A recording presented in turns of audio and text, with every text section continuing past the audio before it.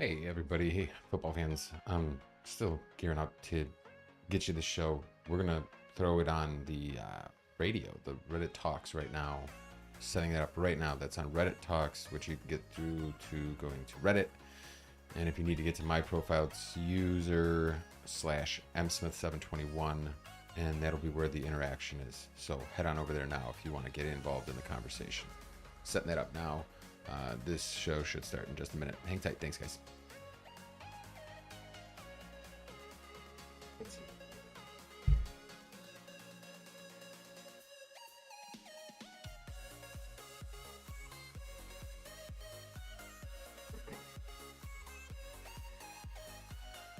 No issue with not being able to find it online.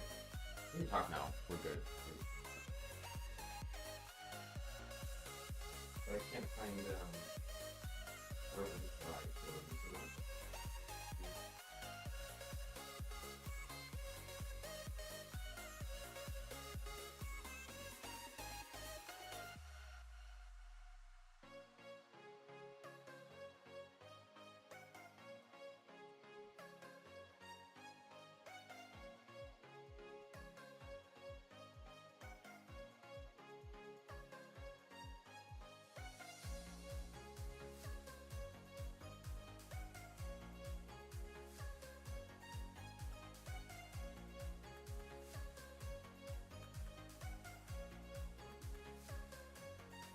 Daily order. All right. About to get started. Deep in the mic right here. Ready to get into this? Is there a specific one? Ready to go. This was just running on whatever's clever over here. I don't know if you want to go down them in order.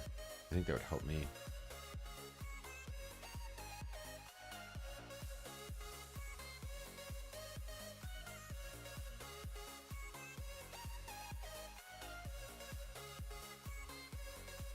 Sounds like a real fun water level on Mario. Fast pace. Fun. All right. Wow. Let's get the show on the road. Let's get it going. Let's get it going. I think that's enough time to stand on ceremony. It was a good We're introduction. getting ready. What's that? It was a good introduction. It's a good introduction. We didn't even do the introduction yet. Hold on. I still got to fix my camera. There's a couple little things you got to do before we're ready. Right? Let's see what we got here.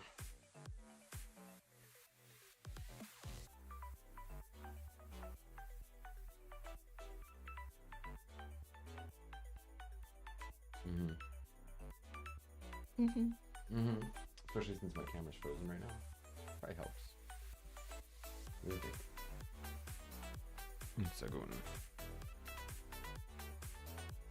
I don't know how to fix that either.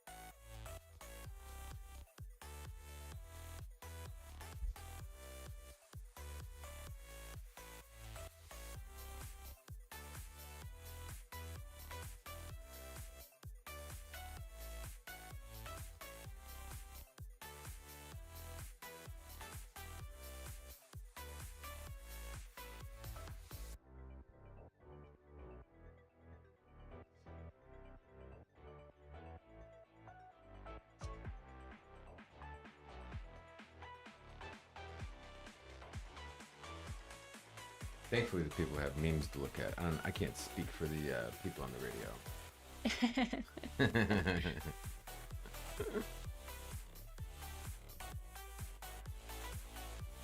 Hold on.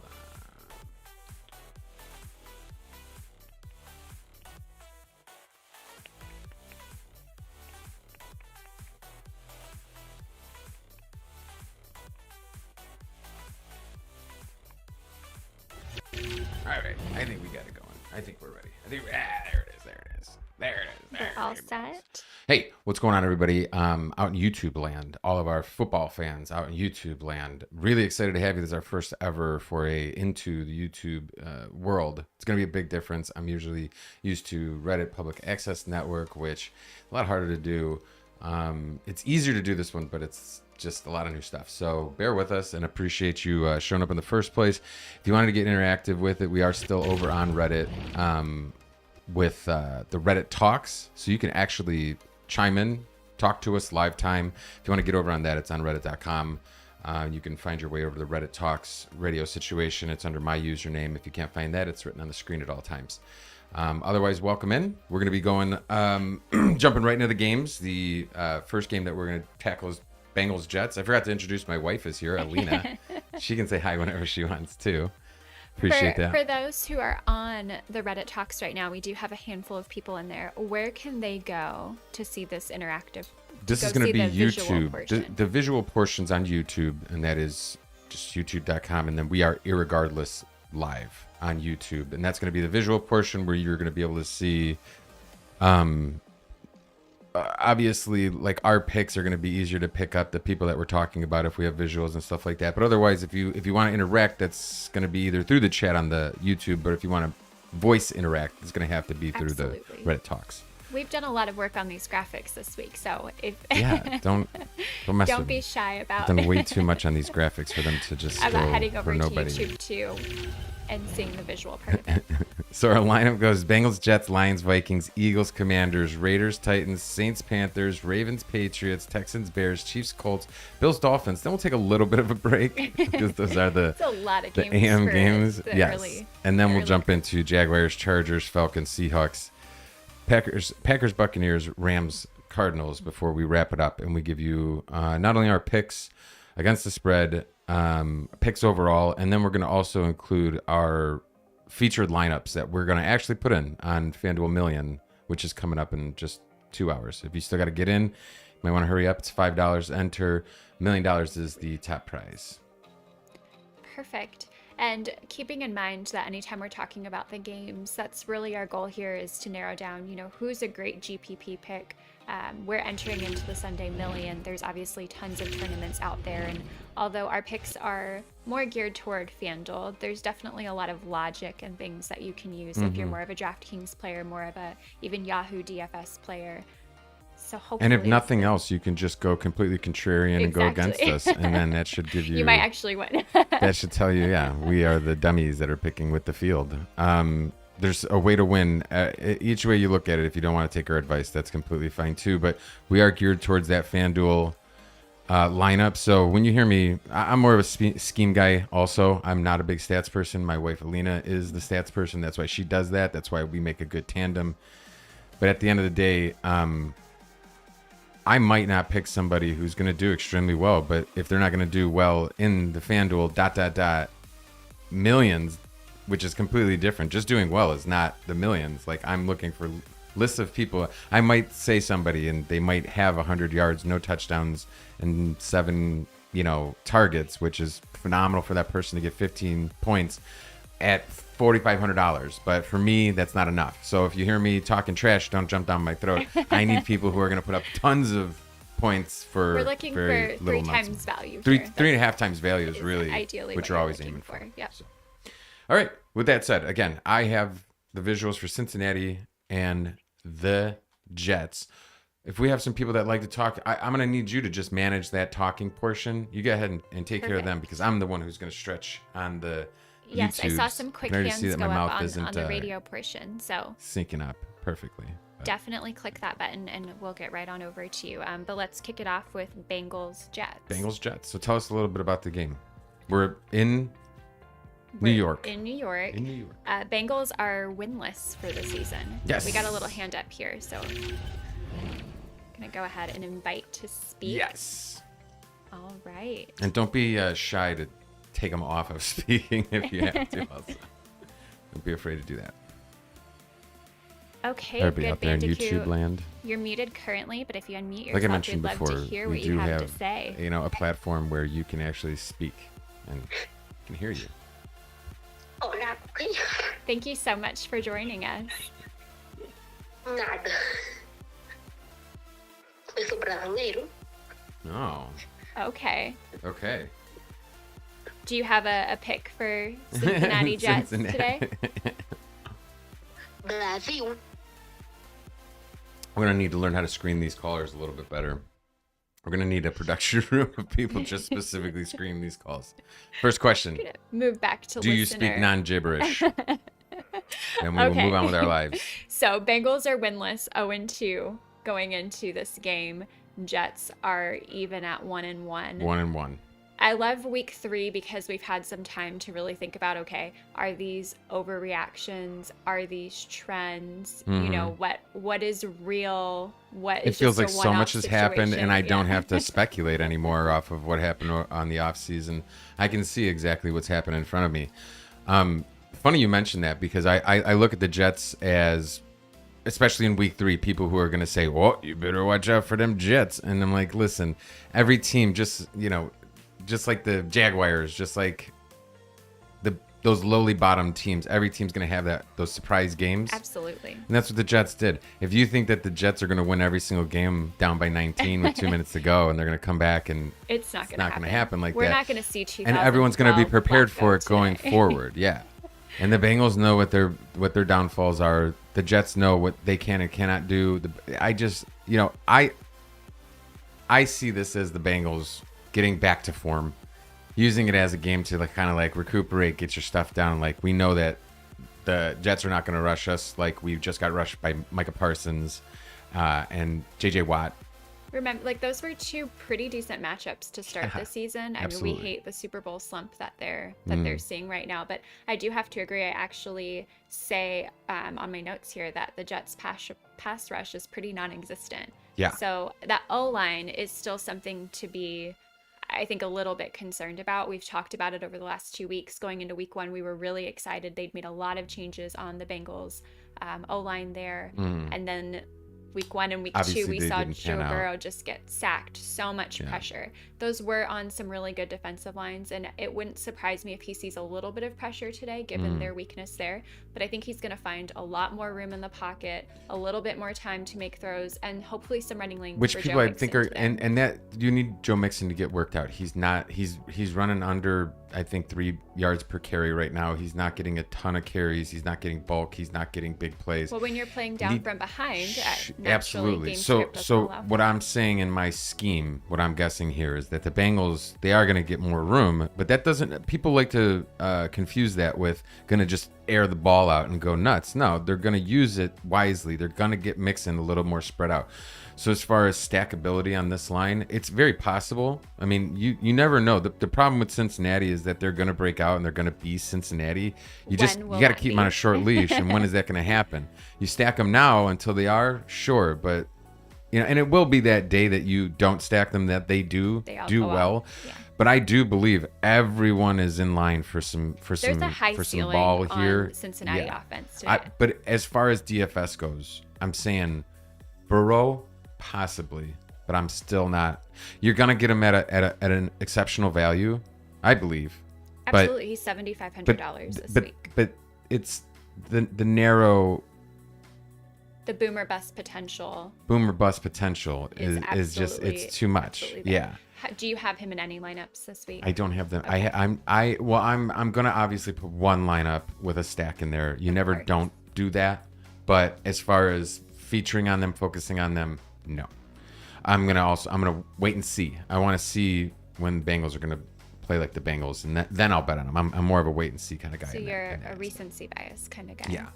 And then the Jets are showing everybody the opposite of showing everybody that they can ball, they can do this, can do that. And the Bengals use that as an opportunity also to try and limit their scoring. A success here would be, as I predict the game to end, 19-17, where we see Bengals just edge them out. Maybe 20-17, but like Bengals, it's going to be a little bit closer because it's not going to be a wild, crazy game. Okay. I got a low-scoring game. I got the Jets barely doing what every football team is supposed to do, which is score 17 points, and I have the Bengals edging them out because they played it safe. And I think that's the correct way to play it. Play it the correct way on both sides. Most people like to assume that the Bengals are going to come out here and just blow them away if they win. If they win, ...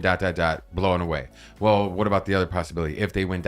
keep it close, play a good football game, manage on both sides of the ball, manage the clock, and get out of there saying, hey, everybody did a good job, not just Jamar Chase. Okay. I feel a little bit more strongly about the Bengals doing it bigger here than they have in past weeks. I think there's just way too much talent on this team for them to score less than 20 points today, in all honesty. I do have the Bengals winning 31-17. That spread opened up. Wow, killing that spread. Wow. Bengals opened up as 4.5-point road favorites. That has extended to 6 points as of this morning. Sounds like you would be pretty well pointed to take Jets plus the points. Is that correct? Yes. Okay. I do believe in Jets plus the points. I do believe it's going to be a 3-point game. Okay. In terms of DFS, we obviously talked about stacking. There's a lot of great correlation between teams that you expect to have maybe a higher implied point total or a higher predicted point total, to look at really how can you combine those players to get the best benefits of everything that they score. So there's a lot of strong correlations between quarterbacks, their wide receivers, their running backs. I think here there's an opportunity for a Burrow mix and Chase or a Burrow mix and Higgins stack if you're so inclined. You see definitely don't have to go with all three, but Garrett Wilson is $6,100 now, which has given him a little bit more room, but it's not. I don't know if I feel that the Jets can. I'm accounting for a lot of this to happen in garbage time, which is what we've kind of seen over the last 2 weeks. I also expect they're going to try and get a run game going early, and they might start a little bit slower. So with that, I'm not sure there's enough. The Jets have been in the million lineup 2 weeks in a row. A Jets player has. And I noticed that. Will they make it 3 weeks in a row? I just don't see that fool happening. Me I don't once, think fool there's me enough twice. It's not here. No. Again, Jets don't fool anybody. There's those two guys don't fool anybody. Those they don't score like they did last game. They don't come back like they did. They've exhausted all their, oh crap, look who it is, through their 2 weeks. That's fine. It's like a coach using a surprise playbook. It's gonna work for a week. You get 2 weeks, yay. 3 weeks. And I expect Garrett Wilson will be a little bit more highly owned because we have recency. He will, bias in and play his here, right? that's He why was in his the million value's lineup up so last much week. too. Yeah, exactly. $6,100 on taking it's not taking that kid. $6,100 to do what he did last week is nothing. It's a no brainer. $6,100 to risk that he's not that everybody knows what he did last week and can do it again. That's the risk, and that's why you don't take it. Okay, moving on.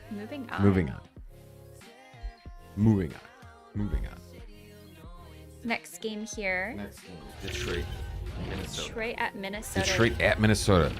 Divisional game. Nice divisional game here. One team's walking out of here the best in the AFC North, and the other team's walking out the worst in the NFC North. So, I play for keeps.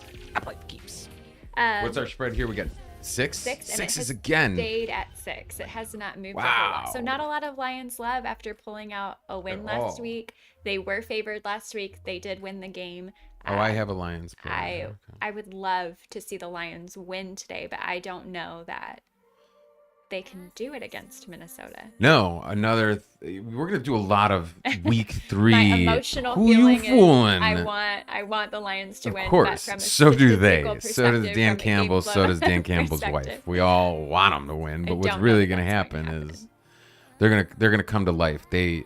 They surprised Washington last week, getting up all early, and then they barely hold on to that one. The Philly, Philly, I don't think was playing them 100% week 1. We're gonna see the real Detroit Lions here. We're gonna see the real Vikings also. It should be a fun game, irregardless. It should be a very fun game. One of my favorite games from the early slate. Because I hate that you it's in a know division. That Detroit, it doesn't matter how far they get down, they're going to continue playing, and they're actually one of the teams that has the best neutral pace offense when they are down. They continue to run the ball. They continue to pass the ball. It's not the type of team that just abandons the run. You'll never see DeAndre Swift for the rest of the day when they get down, by 2 or 3 touchdowns. So I am extremely excited. I think this is going to be a high-scoring affair. I do have the Vikings taking it 34-30, and that's primarily because Detroit defense, there's no match for Dalvin Cook, Justin Jefferson. There's even some value with Adam Thielen this week. I don't think that Lions defense can take care of all those playmakers on that team. No, not at all. Even though they were taken care of mightily last week. It was embarrassing how much they were taken care of, especially when you didn't know that you were watching the same team from week 1. What version of Kirk Cousins are we getting today? True. What version of Dalvin Cook are we getting also? Exactly. Dalvin Cook had like 6 carries for maybe 17 yards last week. It was Now, unbelievably last week, bad. there was a lot of stats about how Kirk Cousins does not perform well in primetime games. They were super disappointing last Monday. I think Sounds there's like him. plenty of scoring opportunities here. I expect Minnesota to bounce back. Like I said, I think they have the edge with the offensive talent and just Detroit's willingness to play coverage. They're a little bit more lax. So you have 34-30, Vikings. but covering the spread. I do not. I have the Lions +6, Yeah. but Vikings winning. Lions covering though. Mm-hmm. Yeah. Okay. I have Lions covering also, 31-28. We're very similar in that regard. Absolutely. I think this will be close. Like I said, I don't expect the Lions just to stop playing. And we also... Do you think most of it comes in garbage time, or do you think that it's I a think pretty this is even going to be match 4 back and quarters forth? of football. Yeah. Wow. I would love to see that Interesting. from both teams. Yeah. Absolutely. Whether they get there 0-0 going into the 4th or 30-30 going into the 4th, I'm down either way. So should be an entertaining game. Did you target anybody as far as runaway players? Somebody who's maybe 3rd, 4th down on a check down list that Jared Goff could somehow get to? So what's... Justin Jefferson, by the way, sorry, before anything else is said, Justin Jefferson, if you want to look at Justin Jefferson's stats, you can look at his touchdowns, you can look at his speed, you can look at everything that he pulls off, but also go ahead and look at how many times that he provokes an interception. The kid is very undisciplined. He bothers the crap out of me. So every time that I stack him now, I think, he's going to get targeted a lot, but how many times is he going to be in the zone of right in the area causing an interception? He's got this one move that I've seen him do several times now where he's supposed to cut to the inside of a corner or safety, and he makes a game time decision to go to the outside, and it's ended in an interception every single time that I've seen it. It's unbelievable that he gets as many targets as he does in the way that he does. But anyways, buyer beware is all I'm trying to say. With how high the expected total of the game is here, it's hard to kind of stay away from it because you and your expected totals. But you expect that there's going to be a lot of touchdowns in this game, and obviously that's what we're here to do is find the we players take that are our going to get we those we touchdowns. do our picks with the totals before we ever see the spreads or the over unders. Yes. So just so you know, if we're picking high and it's high, it's usually a good indication that it's going to be high. Yes? Fair? I feel confident in our picks enough to say that. In terms of DFS players, I expect, because Lions don't have a good run D, I expect Cook to be pretty highly owned. His price is reflective of that. But what is good? $300. That's what drives me nuts. I think he could do ×3 value today. I think he could Times 24 I think to he 25. could see I think you're wrong. I think he could do ×3 what he's done so far, which is nothing. Nothing. But that's Like the in thing games, about- actual production. But that's the thing about some of these really talented players, and I would call Dalvin Cook an extremely talented player. You're going to expect a bounce back. They don't have cold streaks for 4 or 5 games in a row, and this is a prime matchup. Do you disagree in playing a very talented player who hasn't performed well in the past 2 weeks, who's due for a decent game? We saw that in Aaron Jones last week. Green Bay didn't do anything in week 1, looked terrible, murdered them last week. Do you not consider a highly talented player in a very good matchup who you might get at a tiny bit of a discount? His price didn't drop too much, but he has the potential to give you what you're looking for. Show me first before I ever put some money on you. Okay. I believe that the risk is too high. I think you're being misled by the dollar sign. I think that guy has not played below his dollar sign, below his potential. I think he's played exactly where he needs to be. He's not good enough for that dollar sign. He should be in the 6,000. He's like a 15-point guy. That's his ceiling, honestly. So good luck. If you want him, go for it. I think it's expect a waste lot of money. these players to be pretty highly owned given the matchup. DeAndre Swift is $8,000. Yeah. Justin Jefferson is He's also dealing with an 95. ankle injury. You don't He even know is. if he's going to be on a limited snap count, which Sure. doesn't matter how much he Granted, wants to get in there if he's he's on been a on the snap injury count. report for the past 2 What do you think weeks, about so- that backup over there? What's his name?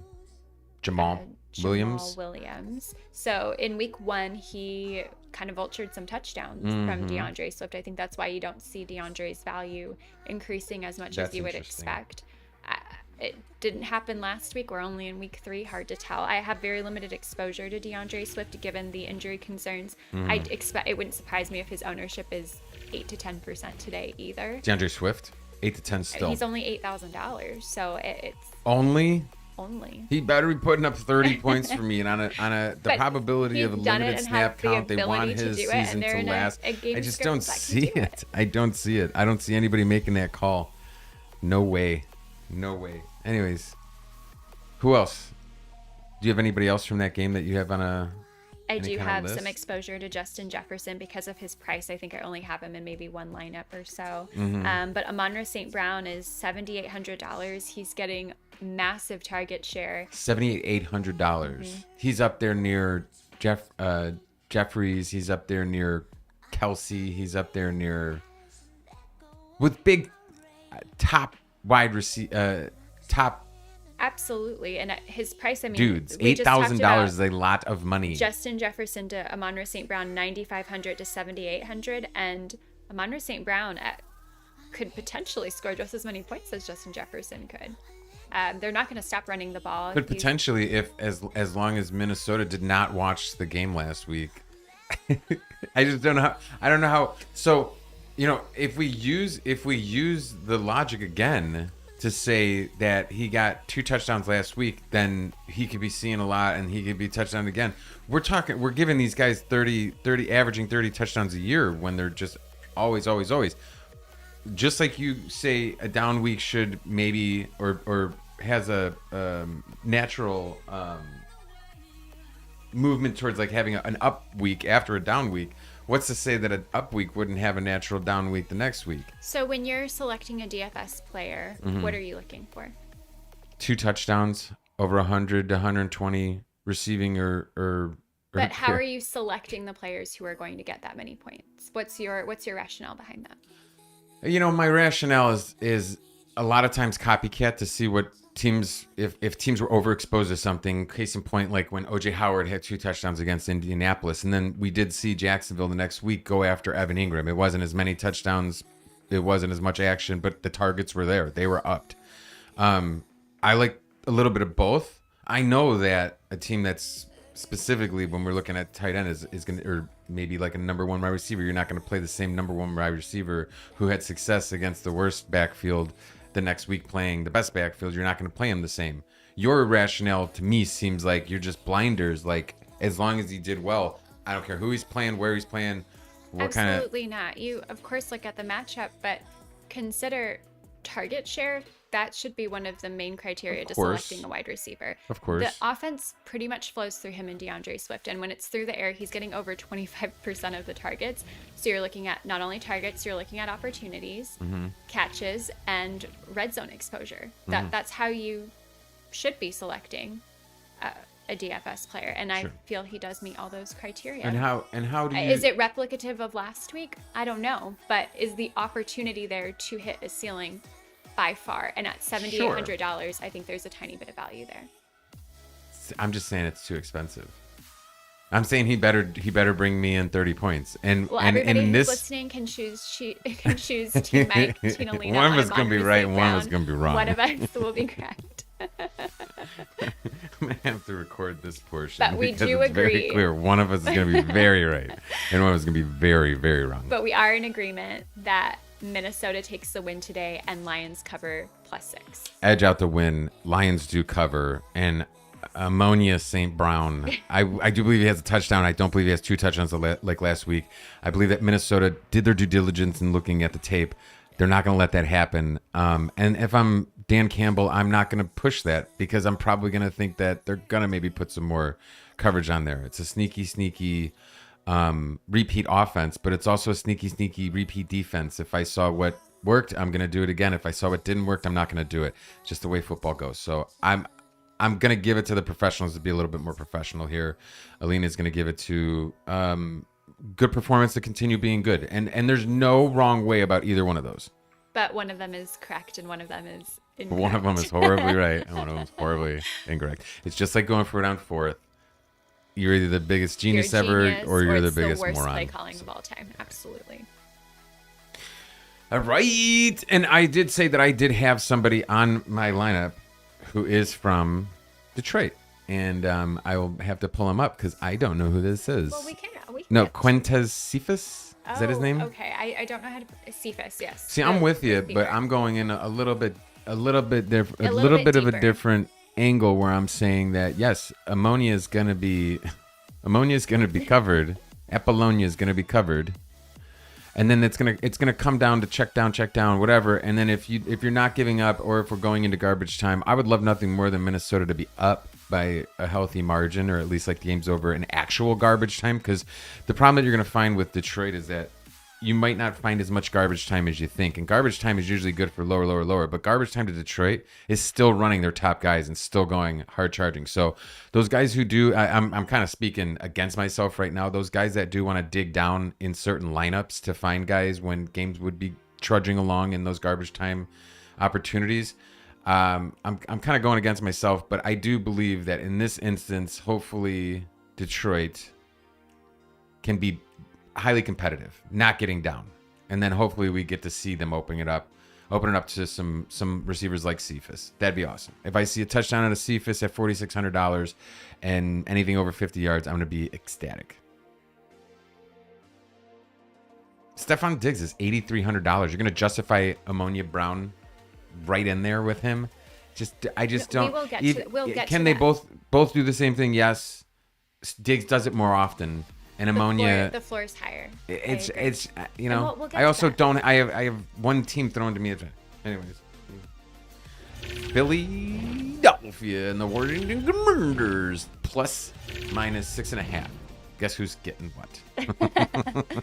Eagles plus the points, right? Washington has very crap This line hasn't shifted. By the way, BS record, for good reason. BS stats, BS everything. Everything they've done has been very Washington thus far. And as a low-key Eagles fan, You're a low-key Eagles fan? I'm so excited to Julie, since when?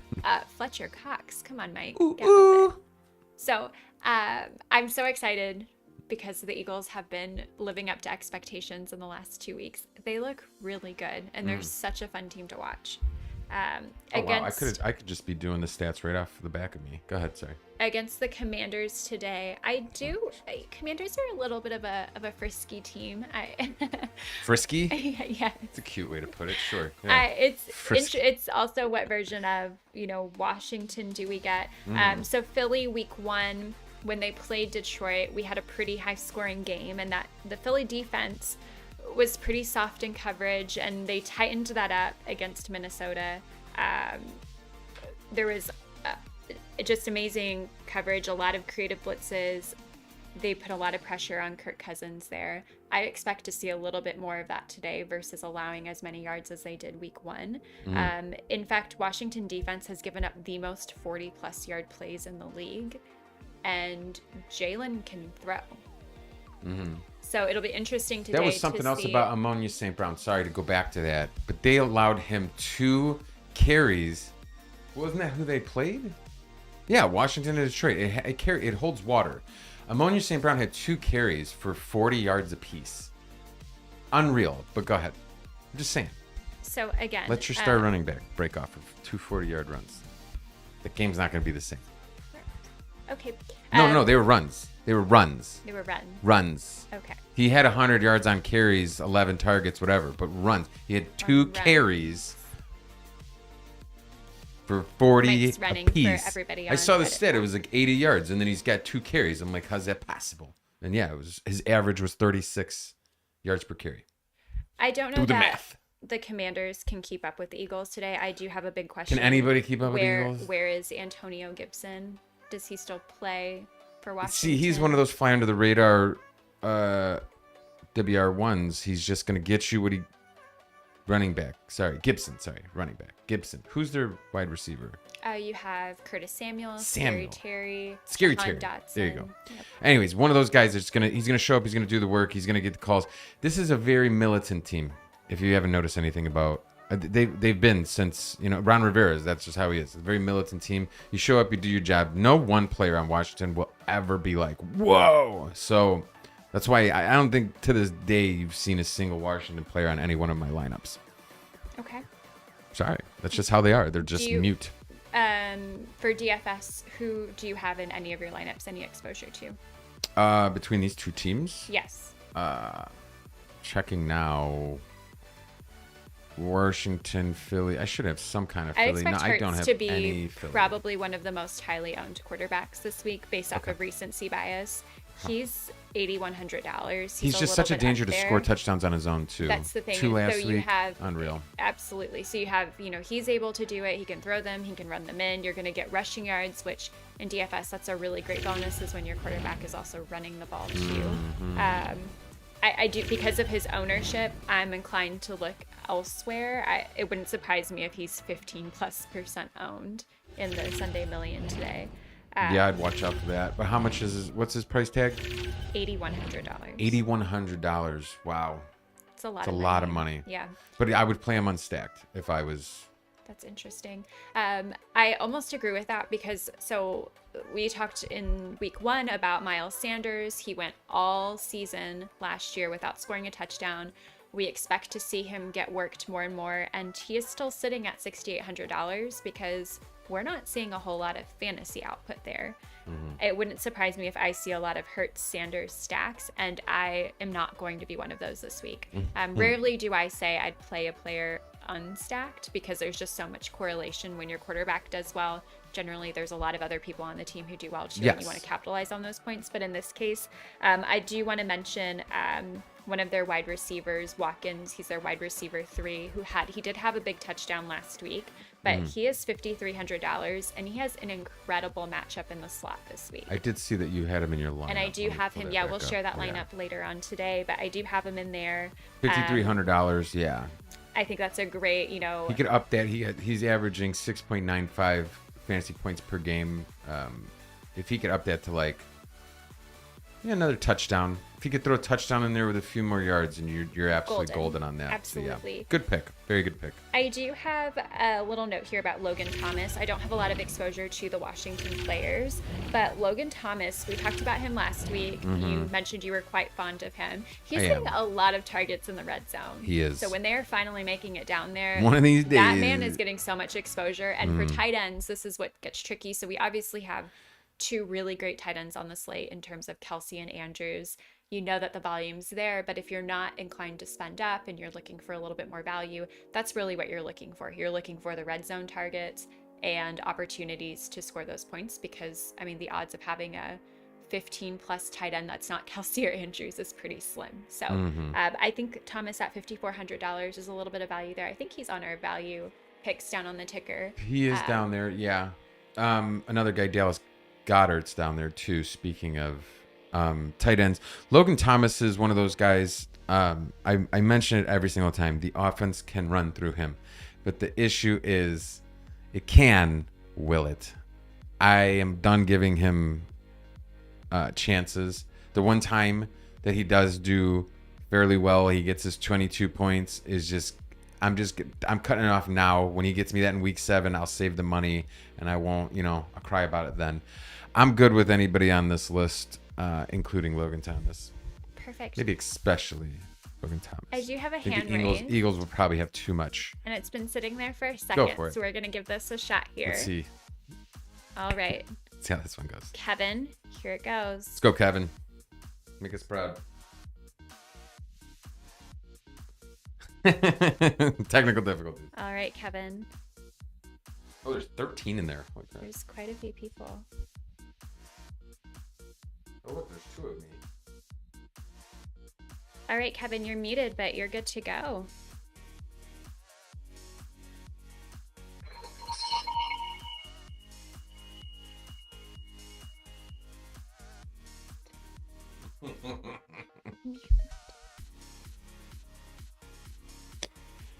Come on, Kev. Waiting on you. Waiting on you, Kevin. This is the interaction portion. It's kind of missing some of the other side to make it. I'll give you a couple more seconds, Kevin. It's a work in progress. This Reddit Talks just came out a couple weeks ago. We're trying to get it in sync because I think that something that podcasts or live streaming is missing is the absolute interaction factor. You can have people call in, but it's very dangerous to have somebody call in on an unknown number or something like that. So with the Reddit Talks, you can layer it over. It's been a little finicky so far. So this is like our third time trying it. It's not really going great. We're just going to cut off Kevin. Sorry, Kev, you got to get cut off. Kevin. You got to go away. If you don't have something to say, Kevin, I'm going to move you back to probably, listener. he But probably if had his hand up, and then we didn't get to him, so he probably went and made popcorn or went to the restroom or something that's like okay, that. Kevin. That's not if you want to Kevin's jump fault. in later, That's let okay, us know. Kevin. We still like you, Kevin. Just so you guys know, when you join, you are automatically muted. So make sure that you also When you do join, you're automatically yourself. muted. And then this way, also, when we have profiles, there you have to be on Reddit to be able to raise your hand, talk, enter the chat. So when you do raise your hand, unlike when you call on the phone and you could say whatever you want, if you raise your hand, you say something stupid. We have mods to take care of that, so that's why we like the Reddit Talks. We do encourage anybody to go over to Reddit and look at that. Did we give our finals on Eagles Commanders? I don't think we gave final scores. I think we talked about both of us had the Eagles winning. I have them winning and covering the spread, kind of barely, 31-24. 31-24, barely by a half a point. 31-24 is Alina's pick. My pick's 33-27, so I got them winning, but not covering the spread by half a point. Isn't that funny? Again, we don't look at the spreads. We don't look at each other's. We don't look at the over-unders. We honestly do these on our own and then turn them in, basically, for you to turn them into a graphic. So that's interesting. We do both agree it should be a higher scoring game. We're both going to take the over in that, I believe. 54. Yes. No. Yes. Yes. Wow. Absolutely. Did you happen to notice that over-under? I know that... I know I'm the one to tell you never to look at the over-unders, but that is an interesting over for those two teams. 47.5 is a very interesting over for those two teams. Washington garbage time, Eagles being able to score 45 on their own. That's a very weird over-under. We're both taking the over. I'd love to see it not happen, though, and have Vegas tell me something, because then that will put an alarm in my brain to go look at that one later on. Okay. Moving on. And we did have players in the lineup. You had Watkins, right? 5,300. Yeah, I do have Watkins. I stayed away. This is only one roster. Oh, I have Justin Jefferson from Minnesota also. I apologize. I didn't. I spoke ill of him, but I do have him in my roster. I might change that one. But moving on, maybe I'll change him to ammonia. Raiders Titans. You ready for this one? I am ready for this one. Someone's going out of here 0-3, baby. 0-3. Well, there could be a tie. That's true. 2-1. No more ties. We got the tie out of there for this year. All right, so Raiders 1.5 point favorites, which is ridiculous. That's just because Vegas has to make a choice. Otherwise, Vegas would love to keep this a tie, because I have no idea who's going to win. I don't know. This is going to be an extremely tricky game to predict. Injury watch on this one. So Josh Jacobs did not travel with the team on Friday, but he did show up in Tennessee yesterday. When I say show up, like just walked on. And he did travel yesterday to Tennessee. It does sound he has an illness. He's not injured. I heard that. Yeah. So it does sound like he's going to do pregame warm-ups and see where he's at. It does worry me. Is there a chance of a limited snap count? So this is a really great matchup against. For the run. Tennessee has been terrible against the run this year so far. So thinking about kind of cheaper players, Josh Jacobs. Josh Jacobs has been cheap this whole season. I just don't. But then you have Brandon Bolden behind him, Zamir White. So if you are wanting to really pinpoint a running back, I think it'll be a little bit tricky, but there's a lot of value to be had. Once inactives come out, if Josh Jacobs is playing, that's probably the person I would take. And if he's inactive, I would pivot If you're over forced to... into taking someone for like $6,000, don't go actively seeking out Josh Jacobs for anything. Ask and you will not receive from that guy ever. Ever. I'd love to see the last time he was on a millionaire lineup. Never. Last season, sometime around Henry Ruggs being incarcerated. Oh, man. Speaking of wide receivers on the Raiders, too soon. Hunter Renfrow is out. Left the game with a concussion last week. Did not. Oh, clear I thought he concussion was having protocol. tummy issues too. So no, he did not. No. I saw it and I had to take Mark down. So stupid. So I expect Las Vegas to do what every other team has done so far against the Titans. They're going to stack the box. They're going to shut down Derrick Henry to 2.1 yards per carry, Yes. which is outrageous. The guy can take one step and beat 2.1 yards per carry, and Yes. somehow you are misusing him. 2 yards. Oh, that's right. You got rid of the only wide receiver to ever be able We're to. starting to see this now, right? And that's funny that it took them Well, 3 weeks. It took we me about saw 3 it seconds. in week 1, but I saw it when the trade happened. I said, why'd they do that? And I said, oh, they're going to get somebody else. And then they didn't. exactly. So Unreal. we're starting to see the effects of not having a true number one wide receiver there. I think Devontae Smith is extremely talented, but I don't believe he is ready to step up into that role. So now we've seen the loss of A.J. Brown not really opening up on the pass game. If you limit Derrick Henry, you pretty much limit the offense, which is what has happened the last 2 weeks. We saw Tannehill get benched in that blowout against Buffalo. Yeah. There's We sure did. obviously maybe a part of it is, do you keep your starting quarterback in there when you're losing that badly? Or is it you've lost a little bit of confidence there and just want to see what can be put together by somebody else? You know, I'll say the same thing about the Rams, though. I mean, I thought Stafford was about an inch away from getting pulled from that game. So we're looking at common denominator here, and that's the Bills. So don't go thinking that. Of course, you do know, have to be, absolutely keep the matchup in mind. Like that's a really Yeah. tough team to play. Yeah. Probably one of the best teams in the NFL right now. Yeah. So absolutely. Easily the best. Yeah. But I think the other issue is Fully not healthy, just too. offensively, but on the defensive side of the ball, they're 30th in scoring defense. Like they've done nothing. Mm-hmm. They're not doing, the defense isn't helping them. We've seen a lot of defenses over the last 2 weeks have really helped their team out and secured a win. And you're not getting that from Tennessee on No, either side. and it's Tennessee's defensive game to win or lose also. This is huge for them to put a stop because you know you're not going to get more than 17 points out of Tennessee. That's a good day for Tennessee at mustering up 17 points. So you're not going to get the run support, as you would call it. So Tennessee's going in there saying, man, we gotta stop. Renfro's going to help that out. I see this being a very low scoring game because of that. Okay. That the reason why I preface that. I see it being a lower scoring game than people are going to assume. If anyone's going to give credit to anybody, it's going to be the Raiders. Titans are just a mess. I don't see anybody having a breakout game or them fixing anything that's been bothering them. You know, they're not going to wake up today and play against a very good team like that. I think they're going to be playing on their heels the whole game, and I think the best they're going to do is tread water and keep Vegas from scoring too much, but it's still going to be somewhere near Raiders. 23-20 is what my final prediction is going to be. Okay. I have a hand raised up here. Yeah, let's hear it. Try and get Third time's a Colin charm to on see if here. we can Third get some time's the actual content charm. out of here. All right, Colin. Pick me a winner. You are muted when you join, so whenever you're ready.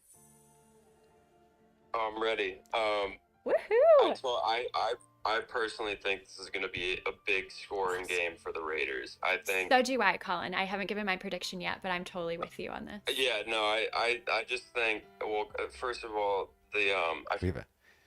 his name, Taylor Lewin, I believe. He's The starting left yes. tackle, I think, for the Titans is out He's for out, the yeah. season now. So, you know, I'm a big fantasy football player. Everyone's very concerned for Derrick Henry. I do think that Henry is going to have an okay game today, but I fully believe that the Raiders are way better than their record indicates right now. I think with Adams, Renfrow, Renfrow had 2 really, really terrible fumbles to kind of sink that game last week. I think that the Raiders are a playoff caliber team when they're working right, and I really do think that the Titans could potentially be in the bottom 5 teams this year. I could be wrong. I just personally think the Raiders are really going to come out with a passion today. I think they're going to bury the Titans. I think it's going to be an absolute blowout. I think Tannehill is done, and their rookie receiver, the Titans,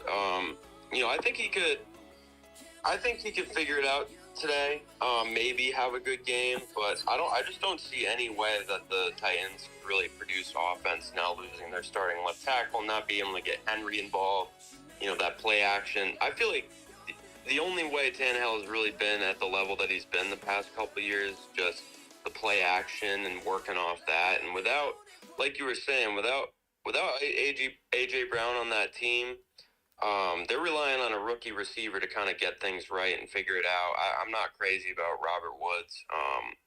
I think it's going to be I think Waller's going to have a huge game today. I think Renfro's going to have yards. I think Devontae's really going to come out and get a ton of targets today. I'm with you on this.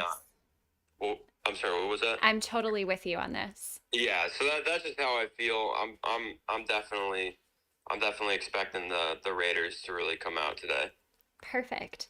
I so appreciate that. Everybody needing the Raiders to do something is expecting the Raiders to come out and do something. But again, I'm the big proponent of when a defense knows what their job is to come to the field. It's one thing to be taken advantage of by the Raiders. It's one thing to be ill prepared against the Raiders. Tennessee is not going to be ill prepared. Tennessee knows that if they don't stop them on defense, that's it. So being prepared, knowing who they're targeting, I do believe that they're going to shore up that 17 targets down to 7. They're going to find a middle ground there. They're going to find a middle ground going. Missing Hunter Renfrow was part of that to figure out what's going on, where we don't always have to go to Adams, and then losing when we don't always go to Adams. They're going to have to find a happy medium. Renfrow being out maybe causes them to be a little more conservative. Titans running the ball, chewing up clock time, which is what they do, is also going to hurt time of possession for the Raiders to be able to stretch it out. But I think Raiders want to win a game. I think they're going to win the game. I don't think they take advantage of any situations. They need to get out of there with a win, especially after what happened last week. They need to get out of there with a win. Typically, teams like that, coming off a rough loss like that, I think they play a little bit more conservatively. I think they do win. I just don't think it's going to be like 44-20 like everybody seems to be calling it. What was your guess, actually, I have Alina? Raiders winning 27-10. 27-10. I mean, ultimately, you shut down Derrick Henry. It's the way that you keep them pretty much handled. So I do have a little bit of exposure to Derek Carr this week. Okay. I don't think he's going to be very highly owned, given that we have a lot of great offenses playing in this slate. There's a lot of high-scoring games. He is $7,100, so there's a little bit of value there. Mm-hmm. I've stacked him in a few with Adams. I'm not nearly as high on Waller because I don't think Waller gets as many red zone targets. Even stepping up into a role, that's bigger role with Renfrow out. So I think Renfro's backup, Matt Collins, is a really good pivot play for this week. Okay. If and that was so mentioned inclined. also. Yeah. Okay. Colin, thank you so much for joining us. And final prediction: 27-10. 27-10. And I say 23-20. Both Raiders covering the spread. Cool. Awesome. I wish we didn't have to move on, but we got to move on. We got to keep trucking. New Orleans versus the Panthers coming up next.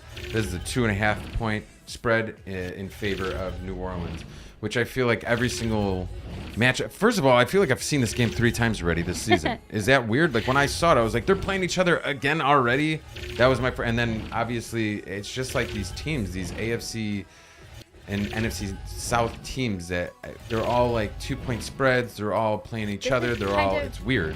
This is when I first looked at the game, I thought this was just a total coin flip. And then when I started thinking about it a little bit more, the Panthers are just so abysmal. They look unpredictable. Yeah. They're not good. Plus, terrible. They're unpredictable. But there's teams out there that are unpredictable game to game. This team is unpredictable play to play. You have no idea who you're getting on the next play. They could get a 40-yard huge chunk of plays and then look like the worst team on planet Earth the following down. Like most teams can get it going and then for an entire game keep it going. Jacksonville Jaguars come to mind. Carolina Panthers are all over the place. And that's just, besides the fact that it's not fun to watch, you're going to pull your hair out, but it's also not right to bet. It doesn't matter if they have potential. I'm a firm believer that McCaffrey and Baker are getting in sync a little bit more every single game, but it's not clicking just yet, and it's just too much of a risk. I'm laying off it. These two teams, this game could be 13-17, or it could be 115-120. I do want to mention, I said Carolina was playing really terribly, but I do want to mention that their defense is actually playing extremely well. It's Who is really this? Carolina's defense. Carolina's defense is actually playing pretty well. Sure. I feel like that's the only reason they've been kept. It's not fair that It's they not- had to play against Cleveland. It's not fair that, I mean, what's fair in the NFL, I understand that, but Nick Chubb is the best running back in the league, and Kareem Hunt could be the second best. But I mean, I overall though, I think there's a little bit of a lack of expectation meeting on both offenses. That's really what we're coming down to. For the Saints, I'm a little bit concerned today because we have Jameis Winston, who's clearly injured. He is expected to start today. Alvin Kamara did not play last week. He is expected to start today, and we should get inactives in just a little bit, actives and inactives here. So my concern is just the health of the offense overall. How is that going to impact them? Last week we saw the Saints against the Bucks. It didn't look too shabby at the beginning and then kind of fell apart toward the end. It fell apart, and now it really wasn't any fault of the Saints. There was a few different things that happened. You could tell Jameis wasn't playing extremely well without Kamara. Unfortunately, Mark Ingram can't carry the load of. He's not Mark Ingram. In games like that, it's always hard to tell who's playing well and if it's the defense or if it's the opposing offense or the opposing offense playing poorly and the opposing. I felt like it was a mixture of both. I hate giving so much credit to like a New Orleans defense just for doing what they did to the Bucks, but the Bucks. Their offense also didn't show up. It's hard to say. Was it Tampa Bay's all their defense last game, and then New Orleans should have a lot easier of a time this week? We'll see. We'll see. That's the guess you got to make. But I expect this to be a little bit low scoring because I anticipate both teams generally start pretty slowly. What we've seen the last 2 weeks, I expect they're both going to want to get that run game going. Maybe we see a little bit of CMC magic today. I mean, I don't know. I don't predict the Panthers to win, though I could see this going anyway. This is divisional a very difficult game. And what are our records here? Do you have the records off the top of your head? Saints are 1-1. Panthers are 0-2. Panthers are 0-2. They are. A little desperation mode. That's also fun to see in week 3, some desperation mode. I don't know. This is a toss-up for me. I had a hard time choosing it. I don't even remember what I chose. Oh, I did go. Oh, okay. I believe we both had Saints winning this game. We both have the Saints winning. You have the Saints winning 23-14. I have the Saints winning 21-13. Either way, Very covering. similar score. You have 14, I have 13 for not much faith there from either one of us. No. Saying that the Panthers are going to muster up anything more than a couple of field goals. I And expect maybe this to be a game touchdown. that maybe you don't watch the first half and then you tune in after halftime and that's when all the action happens. I have a feeling that might maybe be another that. wild finish. Might be the way it something goes. like that. Yeah. But there's definitely going to be first quarter. There's still going to be guys yawning on the field because they're not going to be up ready for this game. I don't have a lot of. How about defenses though? I mean, if we're gonna say the Panthers only scored that many points, that is by far and agreed on one of the lowest totals. Would you be looking at New Orleans offense or defense? I'm sorry. So I believe your stack they're just a or your Fanduel? little bit expensive this week, which would be my only reason to be hesitant because I think there's a couple of more. I don't know, defenses that you can find better value at. Okay. The Saints are 40, I guess not terribly expensive, 4,300. It's not bad. But it's in the top half though. yeah, it's a little bit up there. And that's usually just in my own strategy. I don't generally pay up for a defense unless it's just an extremely good matchup. We better And know that there's going to couple be of- at least 3-4 Yeah. sacks. There better be What at we least always a pick, find is 2 that picks, maybe a pick 6. You're looking for the turnovers, you're looking for the and the sacks. score too. There's always going to be a cheaply priced defense that can do it. Yes. And that's always the That's challenge hard of to every pinpoint week every is like, time, how but- can I find that? So You're looking at Arizona, Detroit, Jacksonville, New England, Seattle are going to round out the bottom 5. One of those teams is going to have a decent day against Atlanta, Baltimore, Clippers, Chargers, Minnesota, or the Rams. If you can guess which one of those, good on you. I don't have, because the scoring is likely going to be low and I'm really uncertain about how it plays out, I don't have a ton of exposure to this in DFS. From the Saints end, I'm concerned about the health of Jameis Winston affecting the passing game. I'm concerned about Alvin Kamara's health. If you want to spend $8,500 on CMC, I give you plenty of props. I think he's good for 15-ish points. I don't think he makes value this week, at least what you're looking for, especially in that top tier of running backs. But it wouldn't surprise me either way. We talked about Dalvin Cook earlier, how you expect a talented player to have a really good game at some point, and that stays true here. Nice. All right, Breece Hall in my running back. Why would I even do that? Wow. We talked about how we would never take any Jets at the beginning of this. Yeah, I'm an idiot. Were you involved in that conversation? I might have been there. I might have been there. Okay, so we're gonna move on. We've done 5 teams and we have an hour to do 8 more. We can do this. Baltimore, We're gonna fly New through England. -3 for Baltimore, +3 for New England. Did we do our tallies over on the other one? Oh, I'm so sorry. Did we?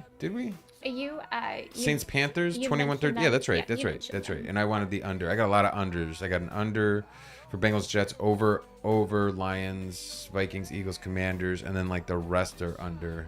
That's never good. I also had a lot of road team love this week, which is Away team love, yeah. under love.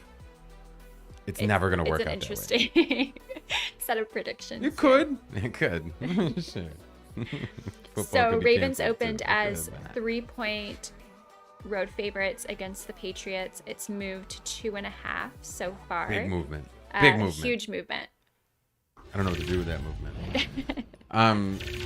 Yeah, the tale of two freaking teams. Ugh. Baltimore, you got to feel bad for them, but then you don't because of the way that they defended against Tua Tagovailoa. Stacking 3 in the box. Seriously, that wasn't as much of a Tua comeback as it was. The Ravens were already half their team was celebrating in the locker room and forgot to actually play for the rest of the game. There should have been several more interceptions, clean interceptions that were just dropped. Corner, defensive, had them in their hands, falling down. Those couple passes to Hill were ridiculous. Never going to happen again. Miami's a very talented team, but Baltimore just did not play them. They did not put any pressure on Tua. That's why he had all the time. That's why he was able to do it. Again, in a copycat league, everybody wants to focus on copycat offense. I want to focus on copycat defense. Copycat defense doesn't only mean that you're going to copycat what the defense did last week. You're going to watch what the defense did last week, and if it was bad, you're not going to do it again.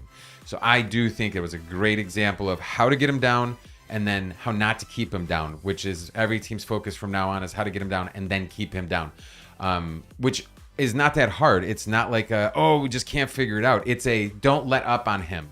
That's all you got to do. Don't let up on him. Baltimore let up on him. Then they started getting nervous. Then it was over. Teams, at least for the next couple of weeks, should not let that happen. Moving on, though, doesn't mean the Ravens are a bad team that they lost. I don't think the Ravens will have nearly as much offense to defend against this week. Nor they need to put up as much offense. No, and I do expect this game. I don't think this is a blowout by any means. But their offense, it reigns supreme in this matchup. Easily. J.K. Dobbins is expected to play today. Although he is super cheap on Fanduel, I think he's $6,000. I would just think about a potential snap count here. But otherwise, I mean, the Ravens defense has allowed the fewest rushing yards by running backs in the last 2 weeks. And with the Patriots running back by committee style, I would almost be tempted to stay away from the offense. Jacoby Myers is not expected to play today. Jacoby Myers is not expected to play today. He's their highest targeted guy. He's doubtful. So you do not to say that the offense has much to work with, even when he is the highest targeted. His ceiling is about as high as the third highest on any other team. And you have Devontae Parker, who's done very little this entire season. Well, no, I don't believe that. I think you're absolutely wrong. Devontae Parker should have a few touchdowns. Devontae Parker might be a sneaky play, depending on how much he is. If he's below 6,000, he might be a sneaky play. If he's sitting around 58, somewhere around there, he might be a sneaky play. That was a really great segue because I have to agree that one of those New England wide receivers should have had 2 touchdowns in that game against Miami. Should have had. He did all right. He's fine.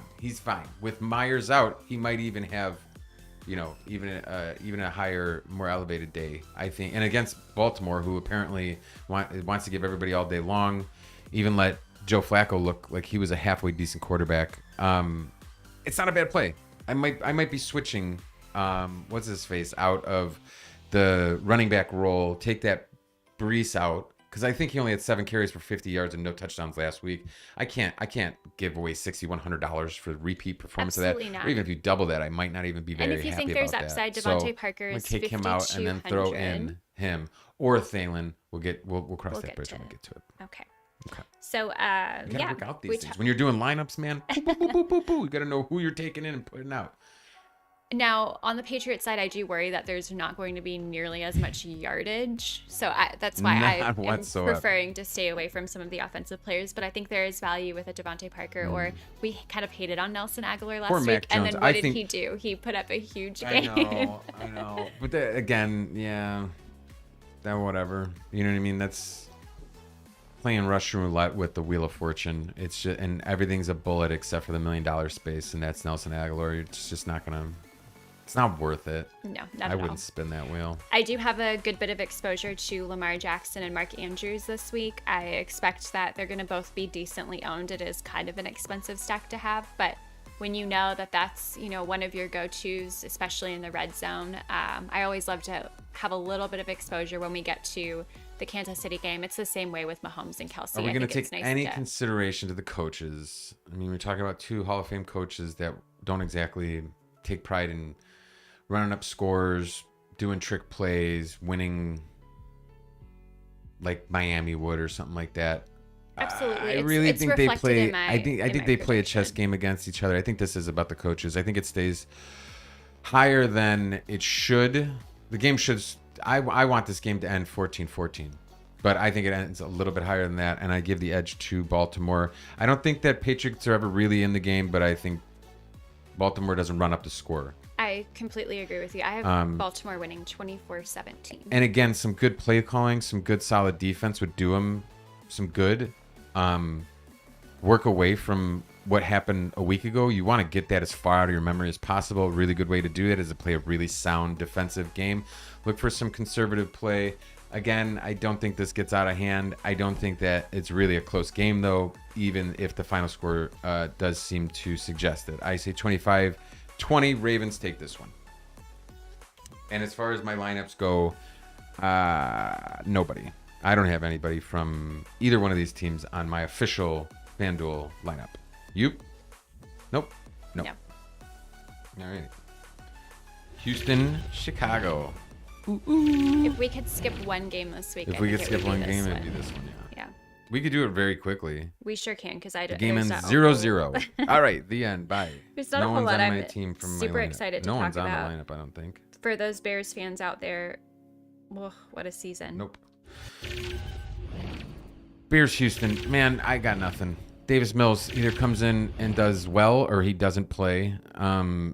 I mean, by well, I think it's still pretty mediocre compared to Yeah. the amount of quarterback talent we have in the league right now.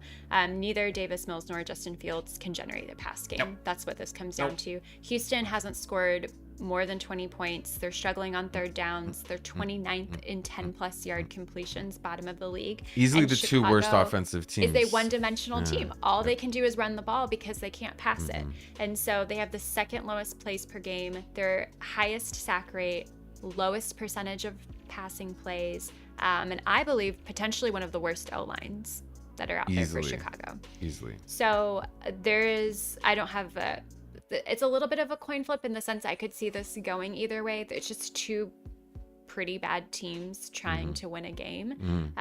Hopefully it doesn't turn into a swamp today like it was in week 1. It'll be fine. Love these. Still taking the under as if it would Still be. taking the under. And I think every single Chicago game thus far has been dang near the same score. 20-10 is what I'm predicting the final score. Chicago wins. So we're opposites here. I have Houston winning 17-14. And Really? even though there's not going to be a ton of points Yes, you do. scored, I have a tiny bit of exposure to David Montgomery, and I have a tiny bit of exposure to Damian Pierce. I think somebody could have a 100-yard Me rush too, game here but with I a play touchdown. every player. I think it could happen. There you go with Anything that could could shit again. Everything could happen. A think plane it could lines crash up- into the lines up field pretty and well. postpone the game. I do have and a then the sneaky pick FanDuel that I million used could in be decided. quite a few of my lineups is Houston defense. You know what? They I are actually do have. $3,800. No. Hold on. Funny enough, isn't that what defense I have in my lineup? No, you do. You have Houston I defense. do. Yeah. Okay. Okay. They're pretty cheap. Okay. I think they're good You for. can throw me for a loop here. Okay. Okay. I think the ceiling is like maybe 12 points here, but we pretty have a cheap. team that.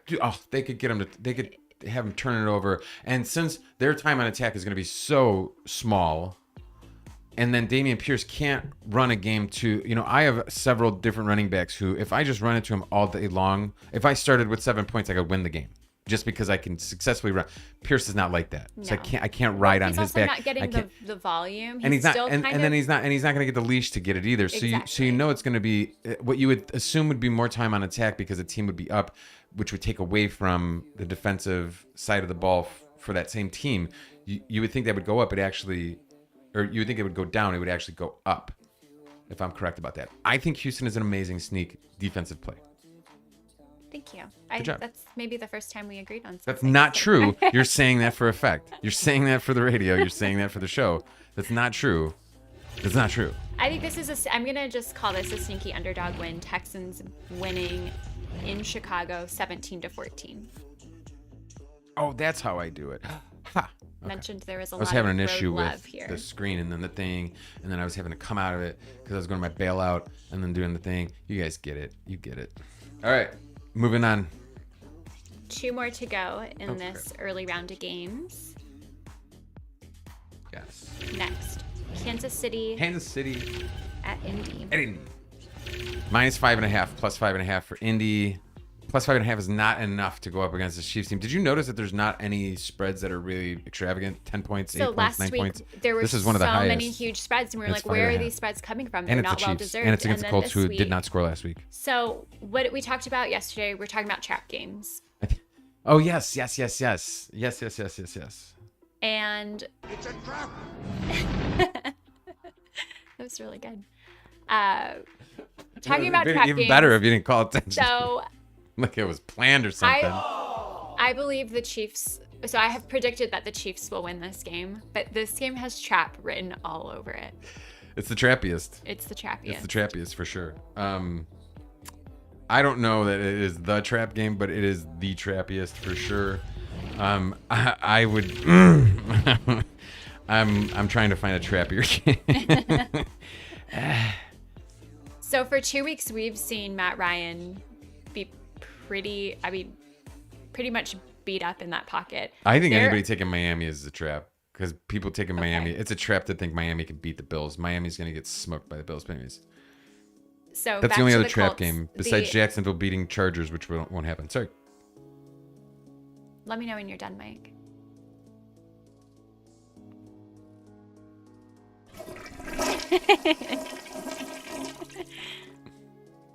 I'm done. All done. So we've watched Matt Ryan get thrown around in the pocket. Their O-line is terrible. They actually have the highest paid O-line in the league, and they are allowing so much pressure. There's no run game. That's why you haven't seen anything big from Jonathan Taylor. No play action. That D-line isn't great either. I think Kansas City's own D-line has a little bit of room for improvement outside Chris Jones, but overall, I don't see the Colts making huge strides this week to be able to beat such a potently offensive team. Nope. Nobody has, nobody will. Kansas City's dangerous, and there's not a single person, including me, who understands how to beat them. It's not going to be Indy. Indy's got a little problem figuring out what Indy can do before they can even start worrying about other teams. So this is a Indy getting to know themselves little game. You can feel like all the coaches had extra practice this week to focus on fundamentals and like shoring up those little stupid things. Kansas City should absolutely have an easy time. It would be just up to whether Kansas City decides to run it up or not, which in this one, who knows if Andy Reid doesn't take this as a personal opportunity to start figuring other things out while he doesn't have to worry about the other team. I feel like this is a game where one team doesn't have to worry about the other team, and the other team can't worry about the other team because they're worried about themselves too much. But be honest with you, it's the perfect ingredients for a trap game. I do expect Chiefs on the road too, letting their guard down. I don't expect Matt Ryan to get shut out today like he did last week against No, Jacksonville of by course not. any means. I mentioned the Kansas What happened to City Chiefs D-line. having the worst defense coming into the year? One of the worst I'm defenses, just and about now all to of a talk sudden, about that. Their D-line does have room for improvement. They are 28th in pressures according to Next Gen Stats. I thought hurricane season was over.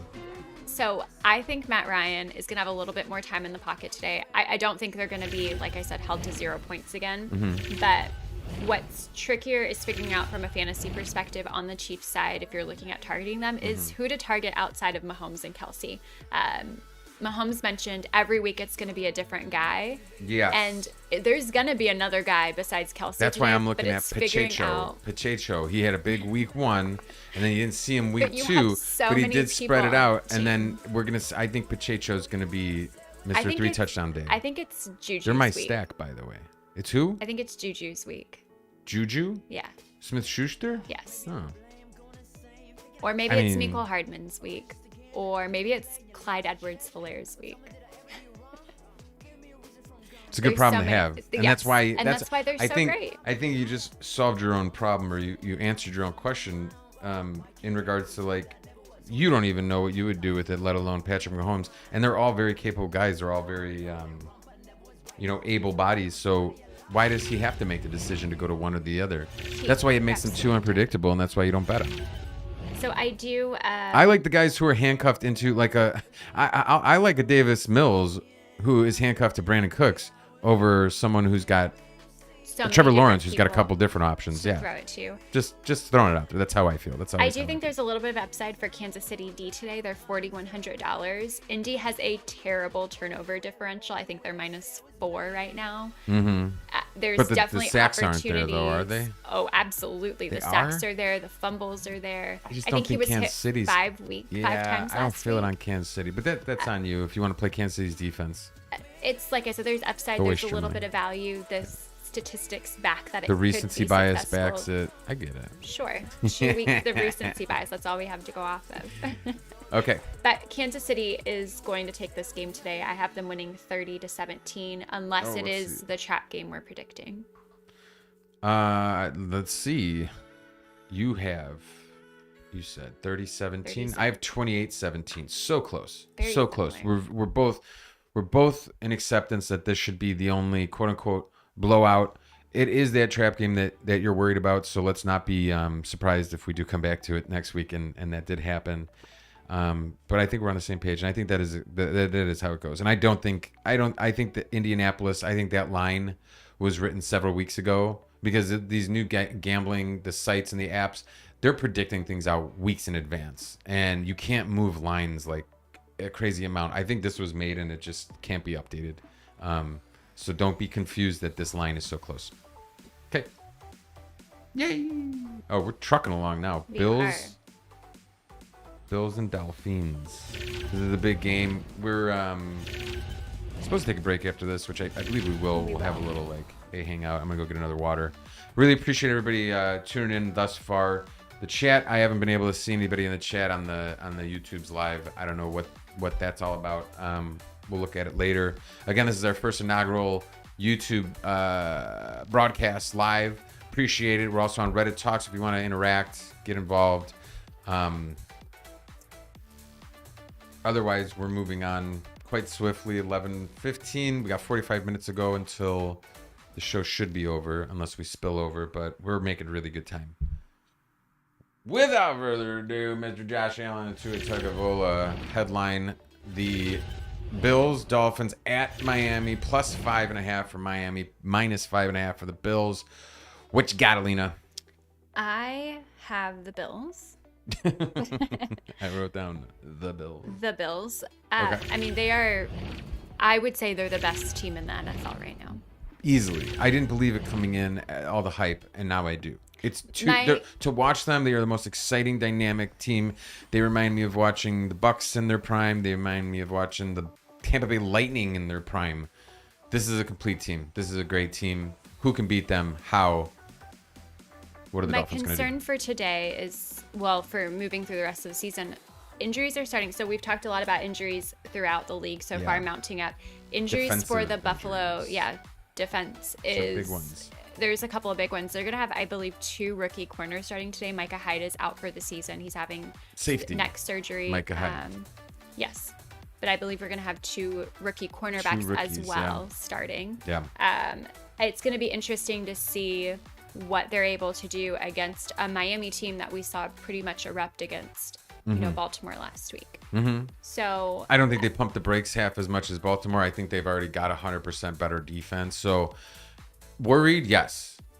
I Worried think that the much? game could be a little bit closer than maybe what I previously predicted because of that. Sure, which I do predict. It's closer, and but both teams have so much talent. That's the other thing.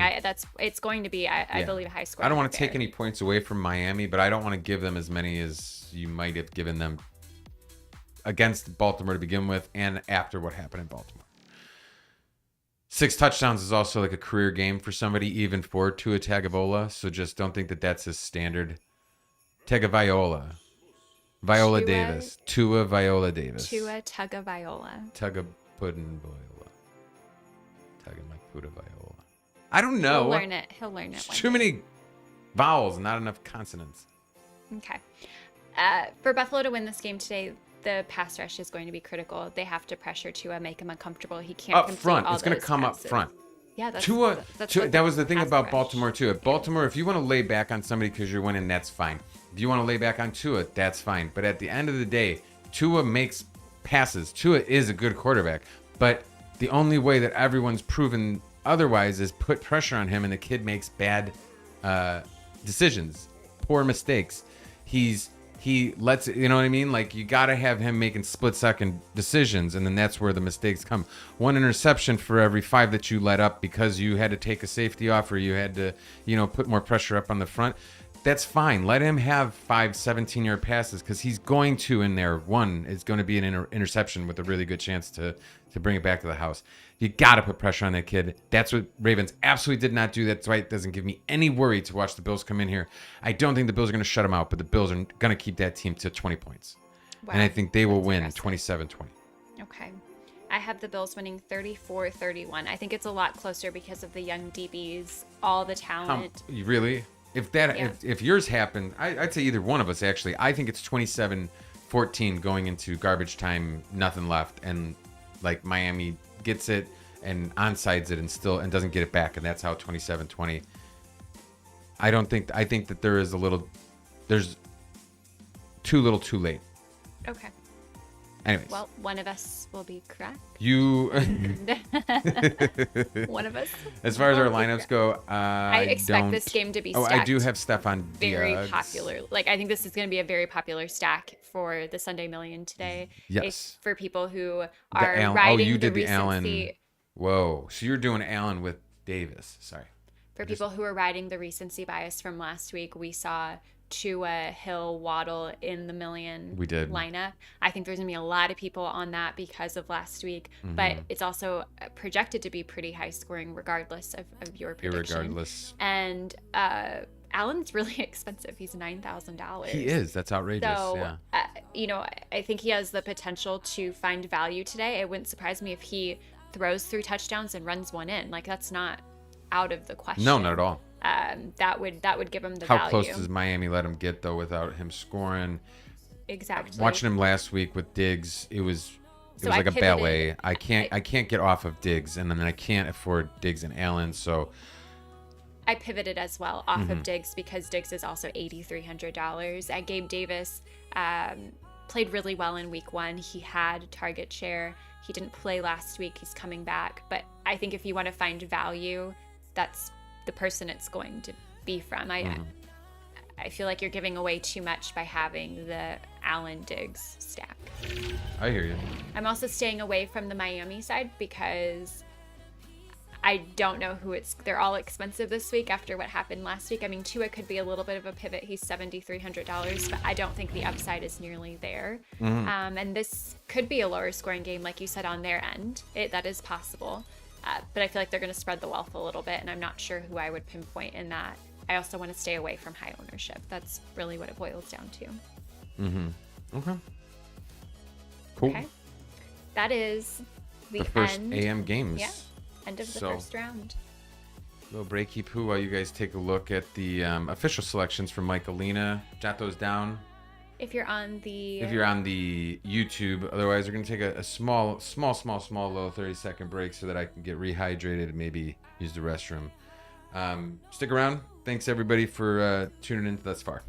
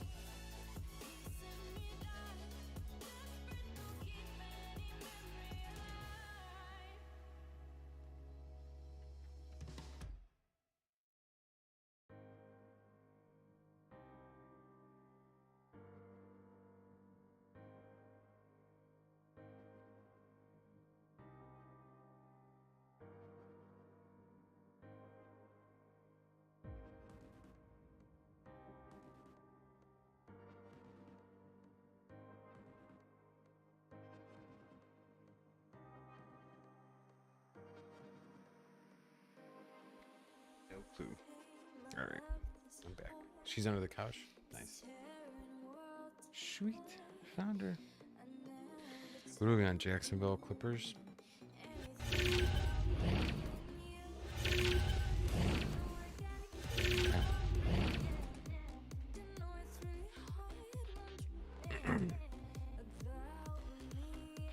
All right, we only got about a half an hour to get through this. We have 4 games coming up. Jacksonville, Los Angeles Chargers, Atlanta Falcons at Seahawks. I don't know how much that extra man is going to matter if no one's chanting in Seattle. You know, I was thinking about that today when I was writing it down. It was like, it's the loudest stadium and people get distracted by it, but how is it going to be distracting if no one's making any noise because Geno Smith can't move the freaking ball? Green Bay at Tampa Bay, and then the Rams at the Cardinals. Yeah? Yeah, We're good to move on? absolutely. All right, Jacksonville Jaguars with Christian Kirk was my favorite. Christian Kirk was my favorite graphic to do with his little player because most of them were, you know, your big players or your quarterbacks, you know, whatever. Christian Kirk was like the only one that not only is he not a quarterback, but he's also not a household name, and he's somebody that I've played forever. I have played that guy forever and never gotten anything out of him over in Arizona and whatnot. And what do you know? What do you know? Came to life last week. Yeah. Without it being on my, and he was on my lineup week 1, and I took him off week 2. That's what you get. What are you gonna do? All right. What do you got for us? Watching them play last week and kind of putting together a full game was really nice, but I don't expect they're going to have the luxury of doing that again against a really elite pass rush here. Playing for all 4 quarters is essential to most of these teams winning a game, and Jacksonville and yet so elusive. So it's so elusive, and I don't think Jacksonville can really put it together. But my concern on the flip side is all the injuries that are mounting up for the Chargers. So Justin Herbert is a game time decision. He has a rib cartilage injury. They're going to let him warm up and see what happens. We saw him get hurt in the primetime game. It's concerning because would you be concerned enough to put in a backup roster with who's it? Josh McDaniels? No, who? Chase Daniels. Chase Daniels. Absolutely Josh not. McDaniels. I would rather have Josh McDaniels than Chase Daniels.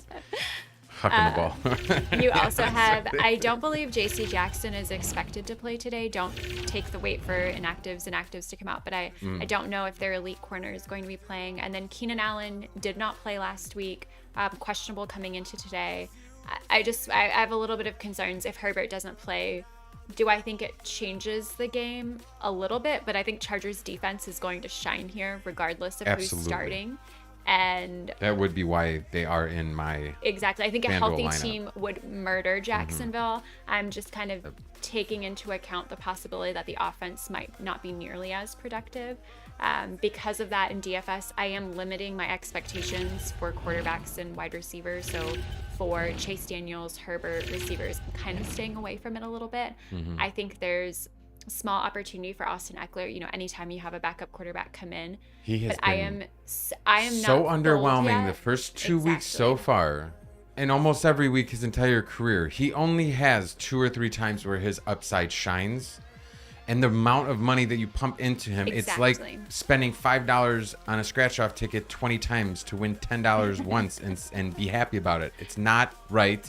I won't do it. I'm with you on this. It's He could exactly get, where you I know, was and if going. he gets a good week, he could go get the 30 points this week, ruin my whole entire week. He could do it. He'll never. I do will it again. never. The next week I will sleep even better because I'll know that I don't even have to think about playing him because it won't happen for another. So he's $8,700, and I don't think he can meet 3 times value in this game. I don't even know that there's going to be enough scoring opportunities, especially if Herbert doesn't play, for them to be able to do that.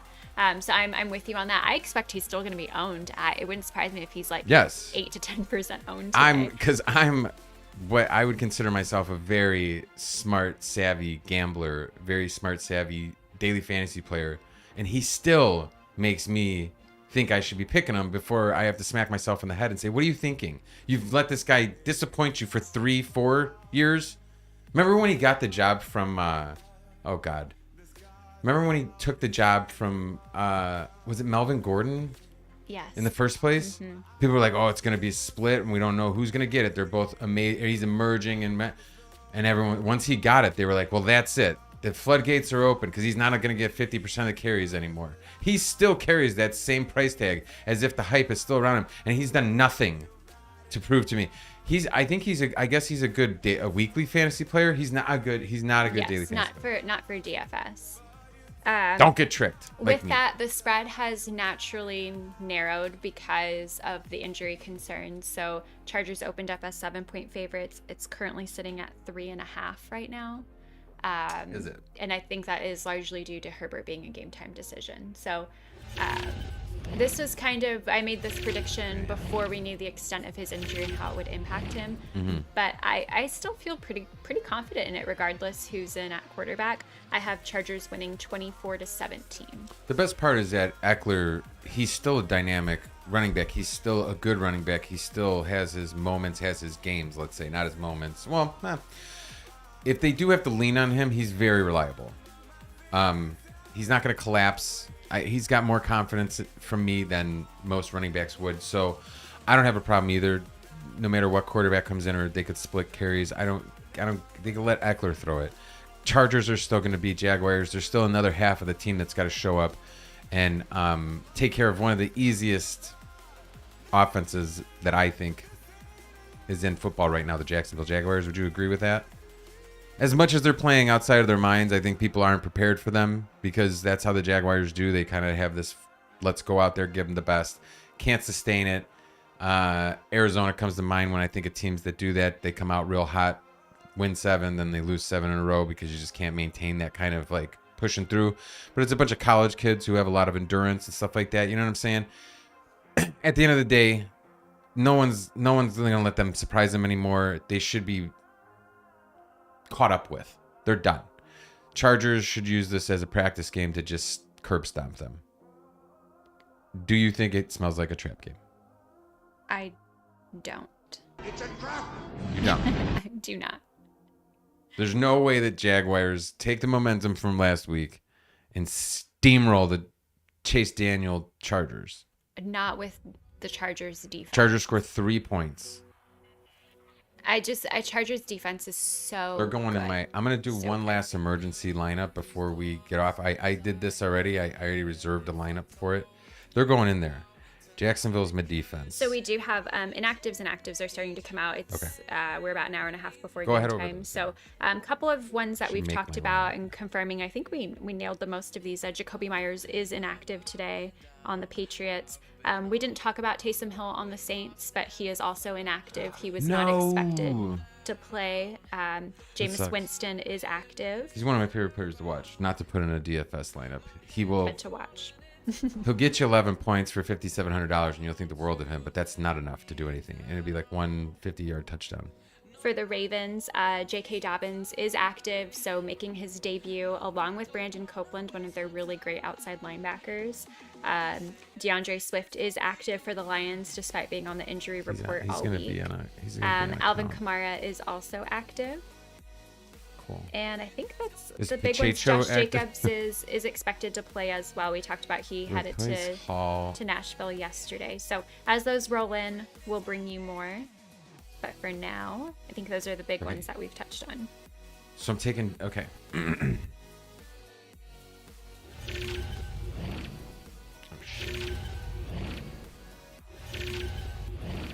Gabe Davis active for Buffalo, who was on the report as well. Gabe Davis active. Yes.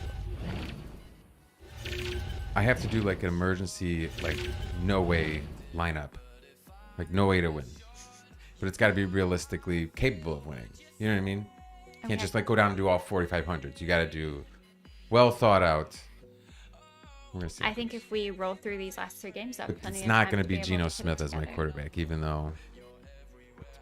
Oh, I was just filling air while you were doing your inactive Thank stuff. you. All right, Okay. moving on. Moving on. I already got the thing up and I had to everything. mount to Atlanta him, Falcons "What at are you Seahawks." doing? She's like, what are you doing? I already got the graphics up. She doesn't understand that the show continues to go on while she's doing whatever she's doing. Okay. Falcons at Seahawks. If there was another game I could see, Plus it would be one this Falcons, minus one Seahawks. Is that correct? I don't think I wrote that down. one. That sounds. If I did, I did, but I don't. It just sounds hearing a it little over iffy, again. but you might actually be spot on. Let's see if it's moved at all Plus. here. Seahawks And are now, I think it crossed the line. Seahawks are minus one. Wow. Oh, it did not cross the line. I'm so sorry. Falcons are still 1 point underdogs. Still, here. it's just good for them. I'm just happy for them. What do we got here? Besides the most boring game. Well, you know what? No. This could be the most dynamically bad Shut up. football game. It's not gonna be. It shouldn't be boring. It's going to be. It might be extremely rough. exciting. I think the only thing exciting about it is That's why what's his face is going. It's London's Cordero going on my Patterson. list right now. Fill time. Drake London's going on my list. Oh, yes, so there's a couple of good things here. Cordero Patterson, I think, is probably going to be the most exciting part of this game to watch. He's really fun to $7,500 watch. Cordero. $7,600. $7,600. So there's limited depth at For that wide amount of money, receiver he better give me something. for the Falcons. I think that opens the door for Patterson, for London, for Pitts. Those are kind of your Okay, big I'm gonna do London, playmakers and there. I'm not gonna do Patterson. Seattle's defense is riddled with injuries. So I honestly am shocked that this wasn't like just a straight pick 'em. I mean, I guess it is at minus one. It is a straight pick 'em. It is definitely a straight pick 'em. I think it's really tough to give a prediction, analyze this game, but I think Atlanta has the upset edge, even with Seattle's secondary being solid on paper. I just think the Falcons have the playmakers here. And Seahawks, not to say they don't, in DK Metcalf, Rashad Penny, Tyler Lockett, I just don't think they utilize them well enough. No, they And- never. Well, they never really have. I don't think Geno Smith is the answer to this. I think I'm that gonna DK put- and what's his face have been the best 1-2 punch in football for several years, but you would never know it. I don't know. So if I had to put my money on a quarterback, it would be Marcus Mariota. His ability to move the ball with his legs, I think, is extremely important. Yeah. I He'll do don't well. expect this to be a terribly high-scoring game, but I do think the Falcons could put up some points. I just don't see how the Falcons are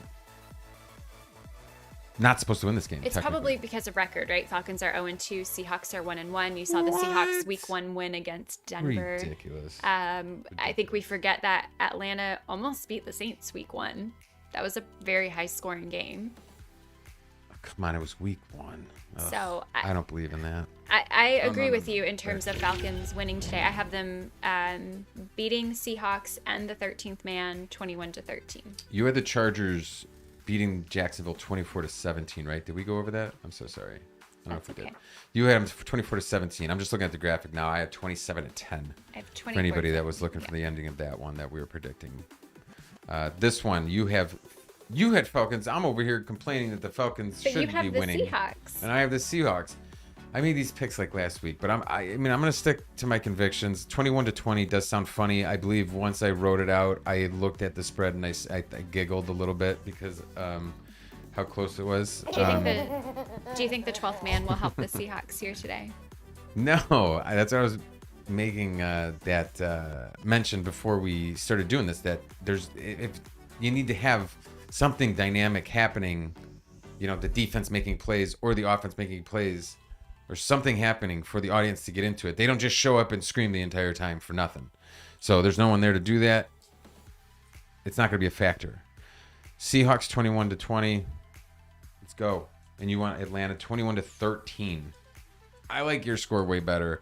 I like your prediction way better. I would steal it, but now it's on record. Let's just move on with our lives. Did you take anybody on any roster? Yes. So Drake London's $6,200, and I think he does have the ability to meet value. So I do have him in a couple. I do have Patterson in a couple, and I have Kyle Pitts, I think, in maybe 1 or 2.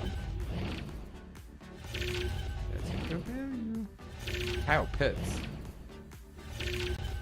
What do you think about Kyle Pitts? Risky. Too much hype. Too much risky. Too much awareness on the other side. I don't like him.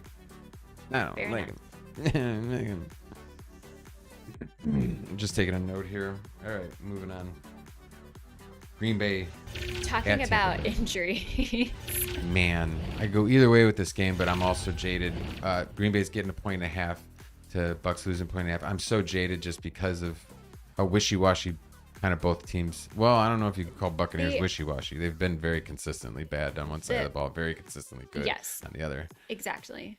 And I think that's the game changer here is Bucks D is out of this world. And I think that's what's going to continue. And the Packers just haven't meshed well. You're starting to see why Devontae Adams was so crucial to that offense in previous seasons. Now we have wide receiver injuries stacking up on both sides here. Take a peek at the inactives when they come out later today for the late round of games. We have Christian Watson and Randall Cobb that are questionable. Sammy Watkins has already been ruled out. We have Alan Lazard, who is playing. So if we're thinking about Green Bay receiver core, that's pretty limited if Randall Cobb or Christian Watson don't play.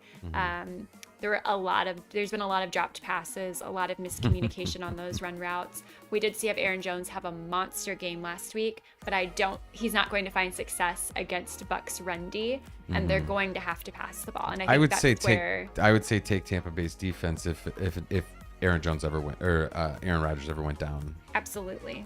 If he got sacked a bunch, it would be a no-brainer, but he doesn't get sacked enough. He could play ball protection. We'll see what happens, but on the Tampa Bay side, we have I'd be scared if I was playing Tampa Bay right now. Wide receiver.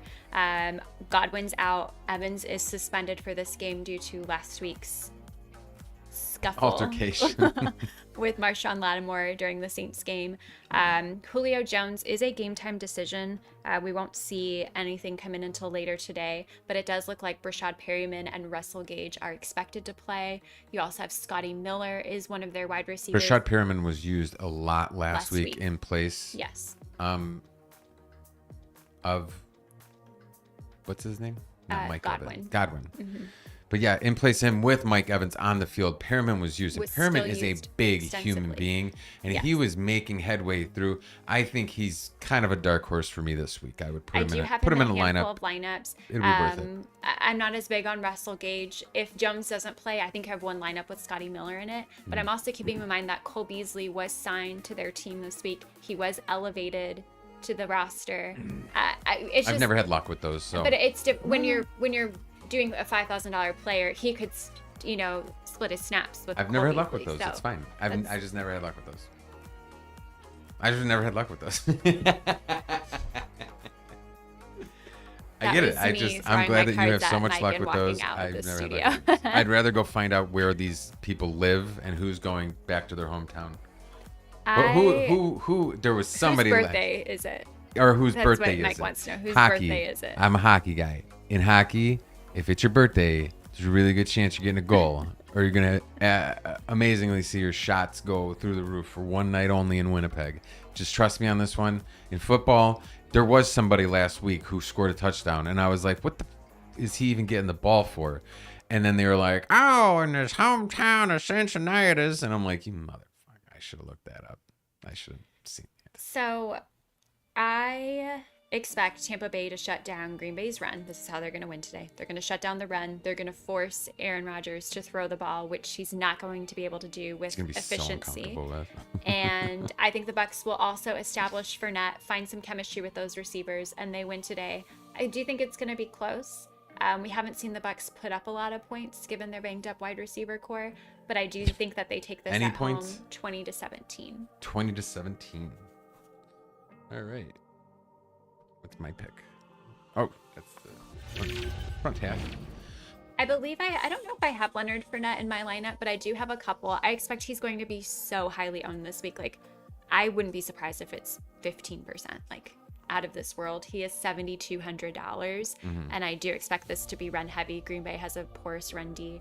But yeah, we didn't talk about him. We talked about some of the wide receivers. Did you have anybody else DFS wise besides these backup receivers for Tampa? No, I mentioned Perriman was an extremely good value over there. Green Bay wise, absolutely not. You'll never see me putting any player from Green Bay on any of my rosters. So I did, though, take Green Bay as my pick overall, 20-17. Wow. I just think that this is the game where we have the same score, but the team switched. When I'm watching Aaron Rodgers play, when I'm watching him pick up on blitzes, when he's reading defenses, he's checking down, he's just doing everything that he has to do. He can't be compared to most good quarterbacks, but when I compare him to who Tampa Bay has played thus far, I'm really like, okay, this is going to be your actual first chance at seeing an actual really good quarterback who can really, you can't disguise shit from him. It's going to be a really good game against him. Again, it's not going to get out of hand, but I do believe that of these two teams, the team that's playing better is Green Bay technically. And I don't think that Tampa Bay's defense has proven yet that they can play against a quarterback who knows what they're doing. I have to likes of disagree with you Aaron Rodgers so much here, but that's okay because all right, one that's of us fine. will be correct. The three teams that Tampa Bay has played, one quarterback from those three teams going to Hall of Fame, and the other two are This going could to be also, selling cars in just a outside that, this could be the used last time we see them Chevy play. dealership. Yeah, you know You who can else see said them. that? Andrew Siciliano said that in Did he? 2018. He Okay, put out a but tweet. seriously, it really could be. Go back and record that. Thanks. Last game, and we are doing incredible. No, it is time definitely here. their last game. Yeah, Yeah. They don't play They very thought often. 2018. Yeah.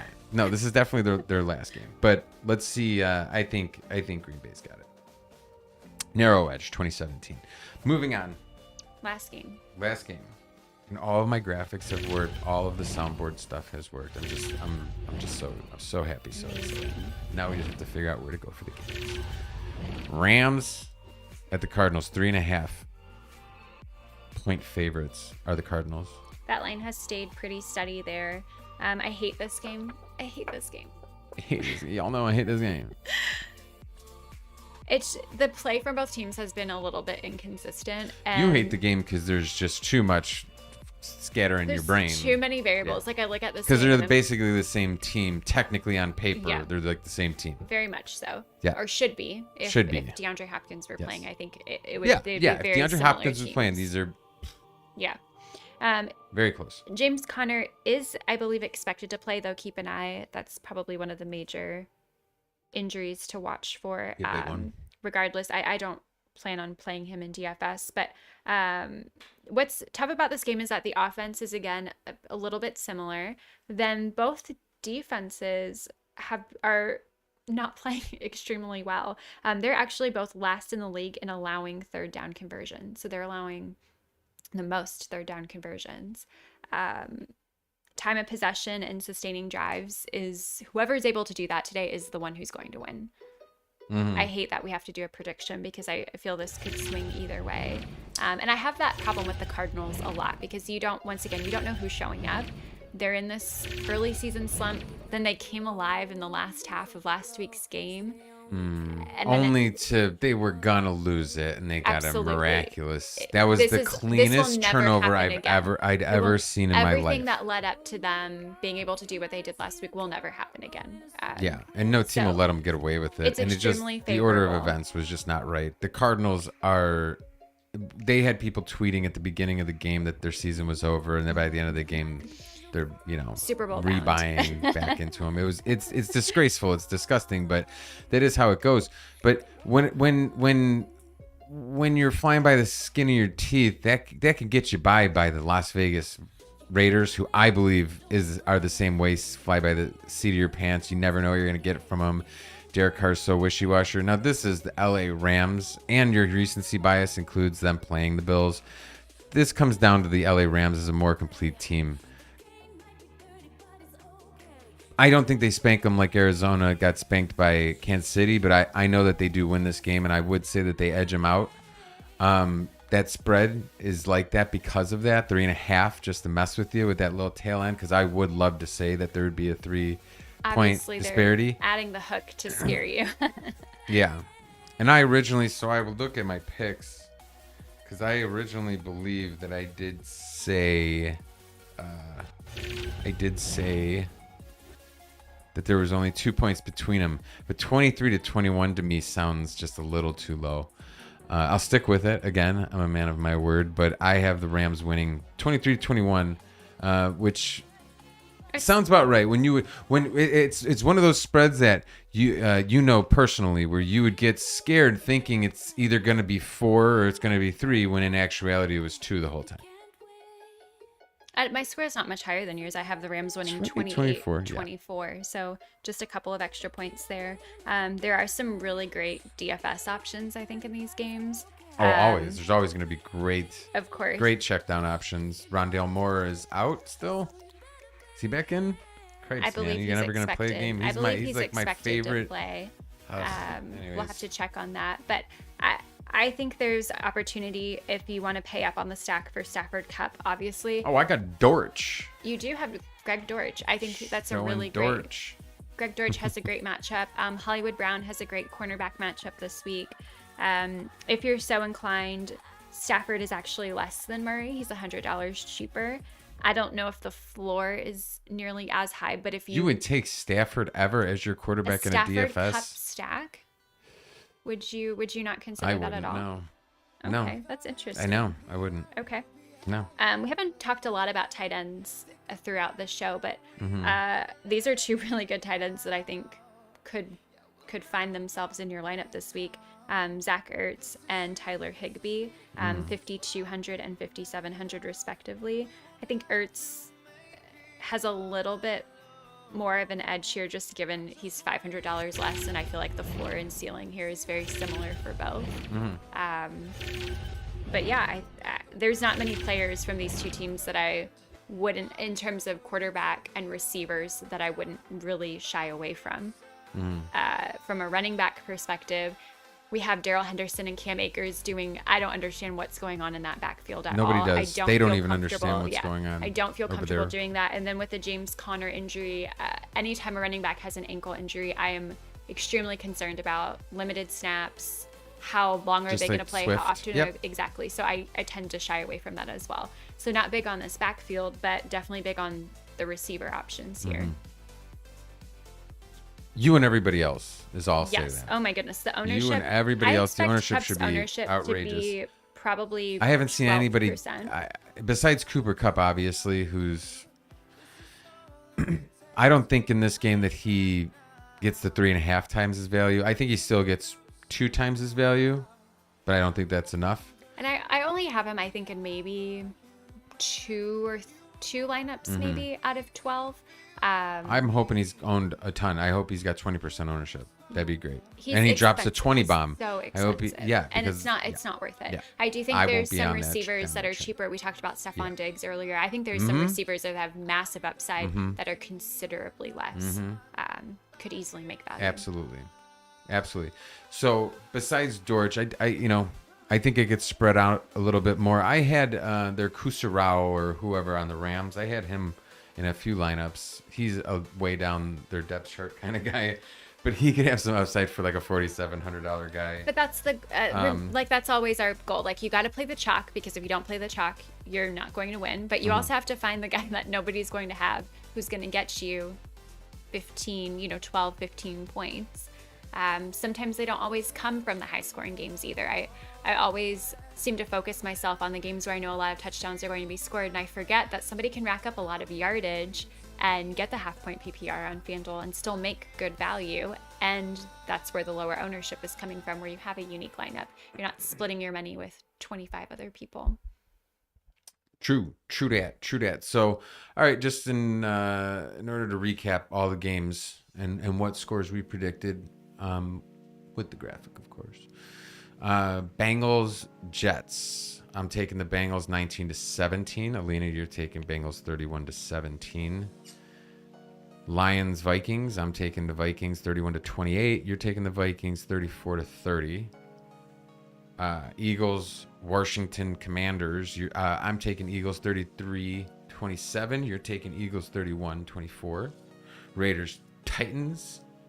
I'm taking Raiders 23-20. You're taking Raiders by a way larger margin at 27-10. Saints, Panthers. I got the Saints 21-13. You got the Saints 23-14. Pretty similar. Ravens, Patriots. I got the Ravens 25-20. You have the Ravens over the Patriots 24-17. Very similar. We think very, very, very alike. Texans, Until this one. Chicago. I have Chicago winning 20-10. She has Texans winning 17-14. Ooh. And then Kansas City Colts, we Trap get back game. on track for the trap game. 28-17. Kansas City. To you think it's going to be 30-17. In either direction. Who knows? I go either way with this one. Bills, Dolphins. We both have Bills. I'm taking 27-20, and you got 34-31, a little bit closer. On the back four, Jaguars, Chargers. We're both taking Chargers. I think it's going to be a blowout, 27-10. You think it's going to be an honest effort from the Jaguars, 24-17. Still Chargers take it. We have a little bit of a difference here. Seahawks, Atlanta. I want to switch to Atlanta so bad, but I got to say my word. Seahawks 21-20. And if that pans out, if that's spot on, oh, you're buying me ice cream. Atlanta 21-13 is your guess. Moving on to Green Bay and Tampa Bay. I think that Green Bay is going to edge out Tampa Bay 20-17, and I think 17 is being generous because I watched that last minute of the Tampa Bay game, and that was a circus. And you're going 2017, Tampa Bay is going to win that game. And then, as we just spoke about, LA and Cardinals, no love for the Cardinals. No Cardinals. But they just pulled a win out of their butts. So they should be 0-3 right now. 23-21, LA is my choice. You think it's 28-24. So you don't want to change any? No, I'm also a man of my word. All right. And and as far as your lineup goes, I think Perriman is going to do the best. He's going to do much better than Josh Allen. thank you. Yeah, not a problem. Okay, that's the show. We got to go figure out where to go to watch these games. We're also in the middle of a hurricane, so if we never talk to you again, we probably just got swept out to sea. Appreciate everybody for tuning in. We appreciate you so much. And everybody who interacted with us on Reddit Talk. on Love Reddit that. Talk and on Reddit and in the comments, and anybody who private messages us and asks us for advice, we're more than happy to help you guys out, chat with you. Thank you guys so much for supporting us. Following us on YouTube is how they keep track of that. If you'd like to go follow us, that'd be awesome. You can also be notified when we're going on next, which right now is every Sunday at 10 a.m. Eastern Time. Getting better and better. This is our first one on YouTube. We appreciate everything, though. You guys take it easy. Happy hunting with your bets. Don't get too drunk. We'll see you next week. We'll see you next week. Thanks, guys. Bye.